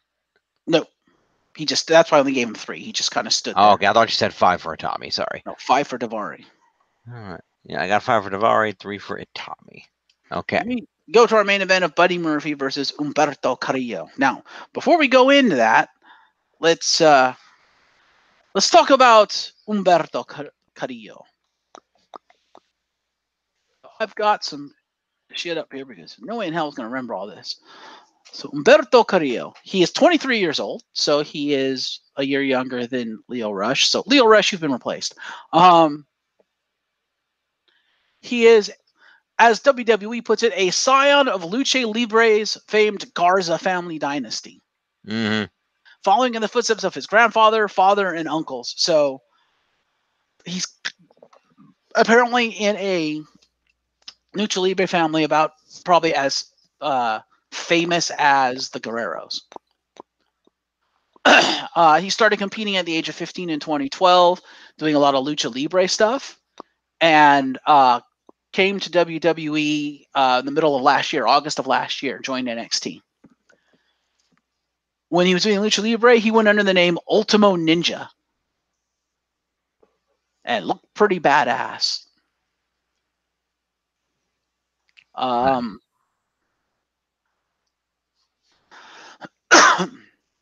So he has a pretty good look with what he wore that at 205 Live, because he had red designs on his ring gear. He looks like a combination of Tyson Kidd and Jin Kazama. Okay, then. Except he's Mexican, of course. Right. Yeah, he has a good look. He's pretty muscular. He is lucha libre. He's kind of tall. He's 6'1", so he's kind of tall for lucha, but he's really fucking good. Holy shit. Like, he's really good. And which makes sense because he's been doing this for a while. And of course, DM, the GM, did mention that he is the newest member of 205 Live, called up from NXT, and they did give him the main event spot. So I guess they're expecting good things from him, and hopefully they will continue to use him and push him. Hopefully. But Buddy Murphy comes out, gets Mike, talks about his open challenging, talks about the Fatal 4-Way and stuff, and he just like, so I did this open challenge thing, made this open challenge last week, so I'm kind of interested to see who comes out. And Humberto comes out. Number one, I think Humberto needs new theme music, because his theme music is kind of lame. No offense. Okay, that's good to know. But his entrance gear is kind of cool. He kind of has like a black and white like butt cake kind of thing. It looks pretty awesome.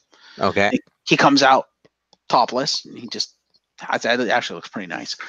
So he comes out, and is he tatted like Ray? Nope.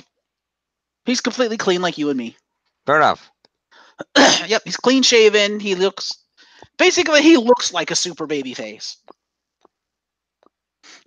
So he comes out, and as he's getting in the ring, Buddy Murphy's like, "Who the fuck is this guy?" But in a rare moment of respect, once Humberto gets in the ring and whatnot, Buddy Murphy actually shakes his hand, like "Welcome to 205 Live" kind of thing. And they get the match underway, and they have some interesting exchanges. Humberto showing off his lucha libre, just kind of bouncing around the ring a little bit, and showing the difference between his style and Buddy Murphy's kind of more powerhousey kind of style. But Buddy Murphy's also showing off that he can speed a little bit. Buddy Murphy doesn't get a lot of offense in this match. Like, most of what he does is a lot of the powerhouse stuff, like a lot of big strikes and stuff, and trying to set up for big moves and failing. Most of the offense is Humberto Carrillo, which makes sense. This is his debut, so they were trying to show him off, and Buddy Murphy was trying to make him look good, and he did. This match was fucking awesome. Humberto does a lot of stuff. Interestingly enough, Buddy Murphy at one point tries to go for a package super kick, the one that I used to use, or maybe I still use it. I don't remember if I use it. Mm-hmm. But Humberto counters out of that. He countered out of a Murphy's Law and a superplex. Nice. Buddy avoids a discus enziguri and a suicide dive. And Humberto does just a lot of like springboardy stuff. Like, he is like lucha libre to a T. He does this one move, and I had to watch him multiple times to see what he actually does, but I call it a springboard moonsault headbutt. Where he basically springboards off the second rope and twists pretty much like in a moonsault, but instead of landing as a moonsault, he kind of turns. So as he's flipping over in the moonsault, he kind of moonsaults to the side around the guy and like headbutts him as he comes down off the moonsault. It's really interesting. And you're not impressed. That sounds very impressive. I was hoping he'd use his finishing move, but he never pulled it out. Because it's called a tope and reversa. Okay. Which is basically, it's kind of like what he did there, the moonsault, except it's in reverse, where he jumps off, he springboards off of the ropes backwards toward the opponent, like he's going to do the springboard stunner. But instead of the stunner, he just like flies back and headbutts him with the back of his head. Ouch. Yeah, kind of wanted to see that. He never did it. He has this really nice move that I don't think I've ever seen anyone ever do, and I call it the corkscrew drop kick, where it's literally a drop kick, but he corkscrews it, so he spins when he does it. It looks fucking cool. Like, this guy is like, he's really good, and he's clean with his moves. It's very sharp stuff. It's obvious he's been doing this for a while. He's been wrestling since 2012, since he was 15, so he has been doing it for a while. And it's obvious he knows his way around a ring. He also has charisma. He gets the crowd involved. The crowd did cheer for him at points. And in fact, and remember, this is the 205 Live crowd. Near the later points of the match, they actually did start up a "This is awesome" chant. So, debuting new guy to the 205 Live crowd, and they're already saying he's awesome. Like, that's how good this guy is. Nice. So, it gets down to it to where Humberto tries to do some sort of like lifting like a suplex type thing. I can't remember exactly what it was, but Buddy Murphy kind of counters out of it to where he flips around and lands on his feet behind him. But when he does it, and credit to Buddy Murphy, I don't know how he did this and not actually hurt himself, but the way he lands, and they showed the replay, he kind of lands where he jams his right foot down into the mat. So it looks like he jammed his right knee. Okay. I don't know how he landed this safely, but he does. But anyway, he does it and then like falls back into the corner, and the ref is like holding Humberto back, and but he's like, my knee, and he like pulls down his knee pad and stuff, saying, my knee is hurt. And like I think a trainer comes out and like the refs and stuff, and he kind of stands up and he hobbles it, selling the injury to another corner, and falls back down again, trying to sell like he can't stand on his knee. Ouch. And Humberto at this point is getting a little worried because he's like, oh shit, I'm the new guy and I might have just like injured the cruiserweight champion and just fucked up the entirety of the main of the cruiserweight championship match for Royal Rumble. This is not good. And at this point also he's thinking if he's really injured, he's gonna have to, they're gonna have to call the match. And in fact, Percy Watson is saying, they may have to call the match. The ref should call the match at this point if Buddy Murphy can't wrestle. We don't want to risk potentially screwing up that championship match. So Humberto like starts applauding to Buddy Murphy, trying to show respect, saying, hey, even if you have to, end the match, it was a great match and you did a great job, and you got my respect for that, blah blah blah. So he's like clapping, and Buddy Murphy like stands up, being helped by the rest of stuff, and then all of a sudden he runs and like kicks Humberto in the face. Ouch. And then he goes into his Murphy rush. Of course. And they start having the match again, and Humberto tosses Murphy out of the ring, now incensed that he's been played.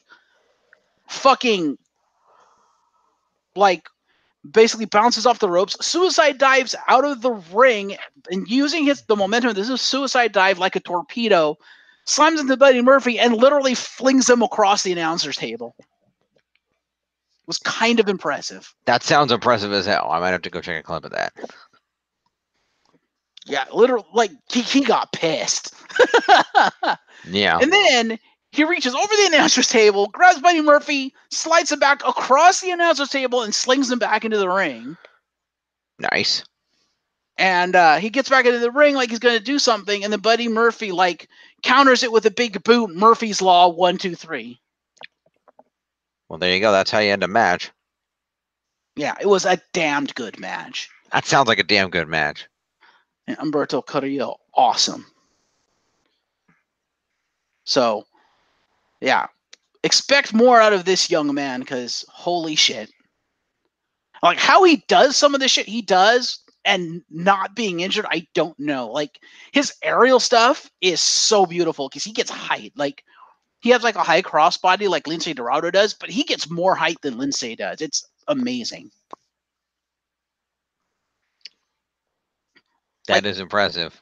Like, his aerial stuff reminds me of Evan Bourne. That's like how good his aerial stuff is. So anyway, let's go to Mr. Humberto Carrillo, the newest member of 205 Live. Okay. He gets 5 points for being in the match, 4 for being in the main event, 9 for counters, 10 for having all the offense. Total of 28 moves to Humberto Carrillo. 21. You got it. 28. I said 28. I thought it was 21. I didn't think that added up. And then your winner, Buddy Murphy. 5 for the pre-match promo, 5 for the match, 4 for the main event, 20 for winning the match, 5 for winning the main event, 6 for avoidances, 4 for the paltry amount of moves he actually did pull off, for a total of 49 points to the Cruiserweight champion. Fair enough. 48 plus the existing 13. 49. 49? Okay. Puts it 62 then. And that is your 205 Live. All right. Well, there we go then. 205 to the live.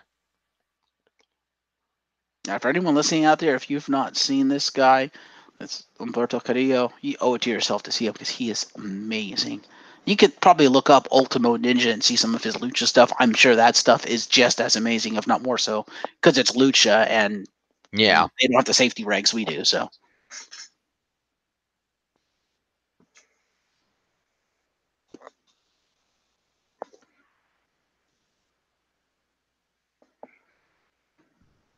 Yeah, I fully expect this guy to be Cruiserweight champion before long. He's just that good. Sounds like it. Sounds impressive as hell. Mm-hmm. All right, let's check the final totals. All right, I'll refresh. Final totals come out as follows. Still in the lead at 24.93 is Extremely Legit Yes Movement. In second at 21.55 are the Rowdy Last Kickers, and I'm still back in last at 16.35.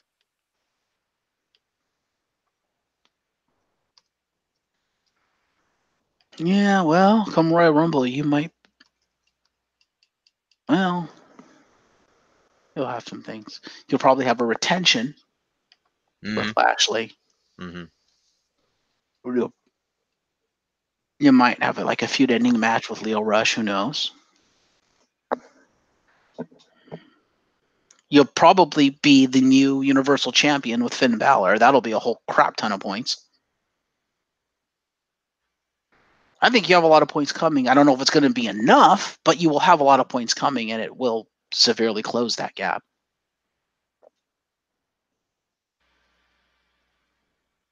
So, shall we go to the leaderboards? I believe we shall.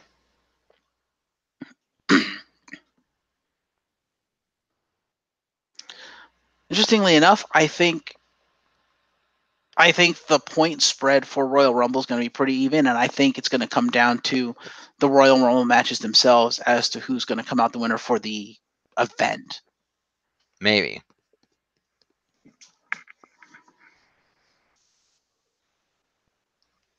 Let's see what happened.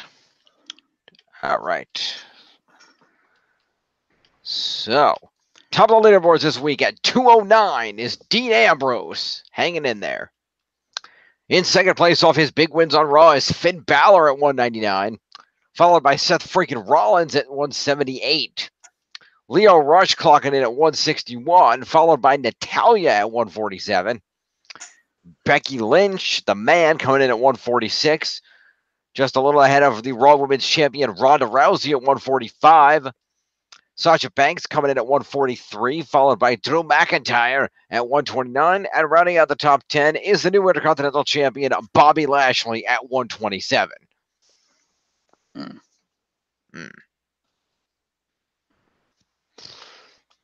So there you go.